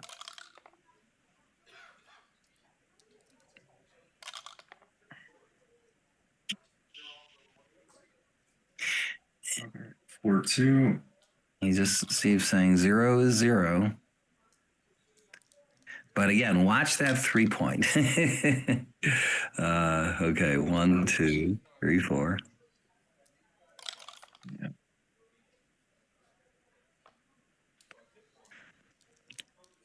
You know, it'd be ironic if it was that lone final checker that does Steve in, right? Watch Mike get 2 checkers in. No. Was that necessarily correct to clear from the rear there? I guess Yeah, it I was. think. Yeah. All right, so it's 2 checkers on the bar. All right, now Steve is largely home free. This is. Yeah, that was a great roll. We can see sequences, but it's going to be pretty unlikely for. All right, and that's the match. Yeah. Well done, Steve. Mike, great to see you playing tournaments again. You were the heart of San Diego Backgammon. You would be so proud to see what they're doing with San Diego Backgammon now. But it was Mike who ran that for many years. Good match to both of you, Mike and Steve, 2 of the nicest guys too. You're going to play. Every turn I had an opportunity.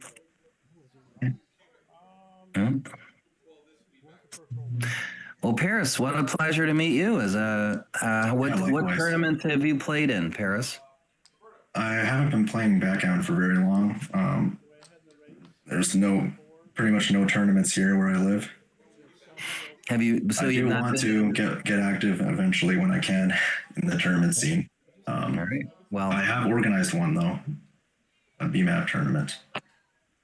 Well, please organize an ABT tournament in your neck of the woods. We'd love to have one. Mm.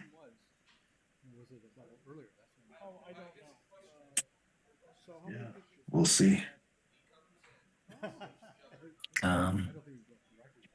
it's not the record, but there were 22 pictures from our meeting, and 20 plus 1 from hers. There's 20 that I took, and then the one she was curious about her 6'3". So 21 for the Carol match, 22 for the Mike. Because I took 1 that she got, and 2 of you. Could be valuable someday.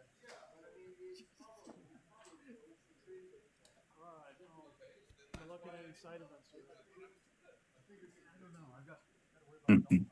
Are you still in the doubles? How far? Semis? Who's your partner? One of Frankfurt is Justin Cup. Win it all.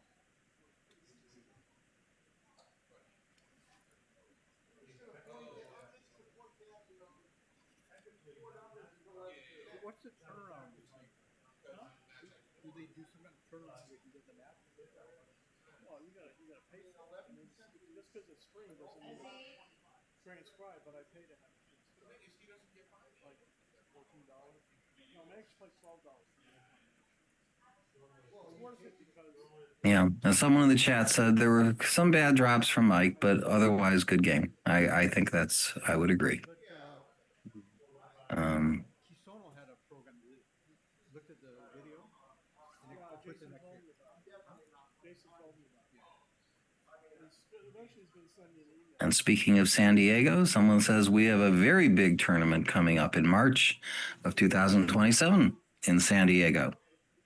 Not just an ABT event, it might even be like a national championship event. So I'm not familiar with ABT actually. Yeah, it's the American Backgammon Tour. It's been around since the early 90s.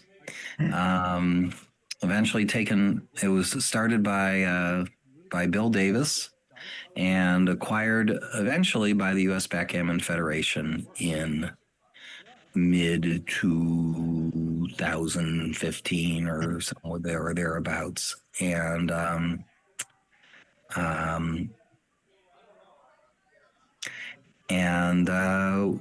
Steve Sachs is in the top 10, I believe, all-time leaders in the American Backgammon Tour. He's certainly won the ABT on at least one, probably a couple occasions. And when you run an ABT event, you attract a lot of good players who want to continue to do well in these ABT events. So, and you get the support of the U.S. Backgammon Federation when you do. And so, what is the appeal, or like how differently do they run compared to just normal BMAV tournaments?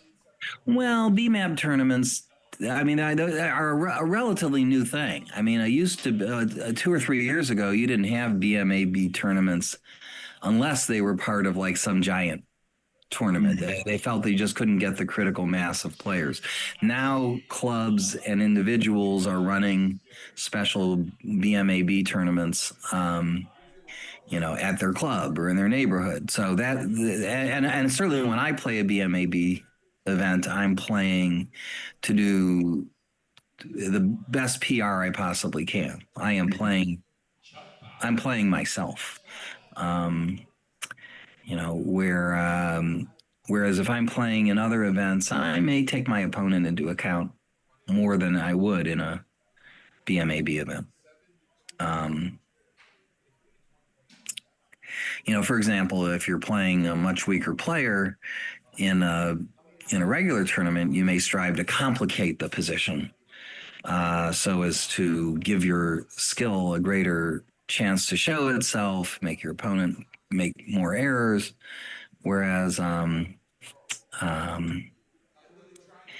a BMAB, that would be a dangerous thing to do. You wouldn't want to voluntarily give yourself a complicated position. I want races. I want holding games. I want games where I have simple decisions to make. Yeah. So USBGF 64, and who is that? Do we know who that is? It looks like someone from maybe that's Dimitri, or is it Ben? But we've got certainly, or is it Stuart? Certainly, somebody knows that that there's going to be a giant tournament in San Diego next March. So be on the lookout for that. All right. Well, hey, everyone. Thanks for the compliments on the commentary. It was great to do this. And I think we're going to be signing off in a minute. So, good. All right. So, Paris, I'm gonna take off, and thanks everyone for listening. We've had some great backgammon tonight, and look forward to some great backgammon tomorrow. Happy 4th of July, and wishing everyone great dice. Good night.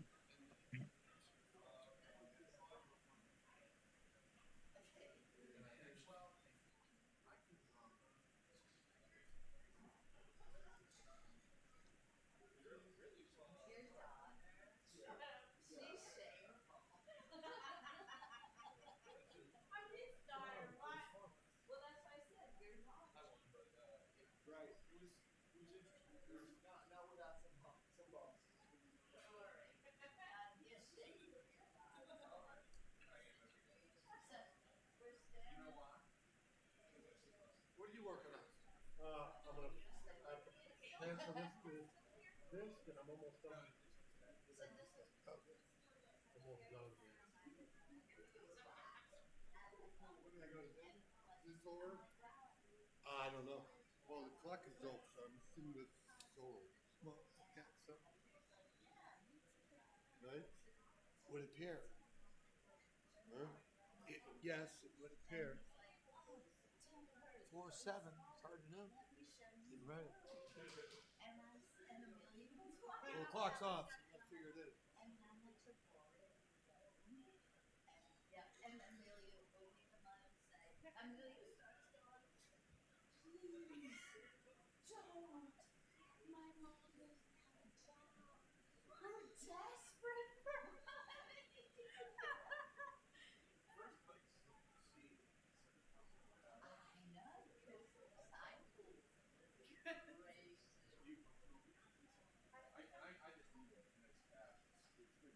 mean, I won Atlanta.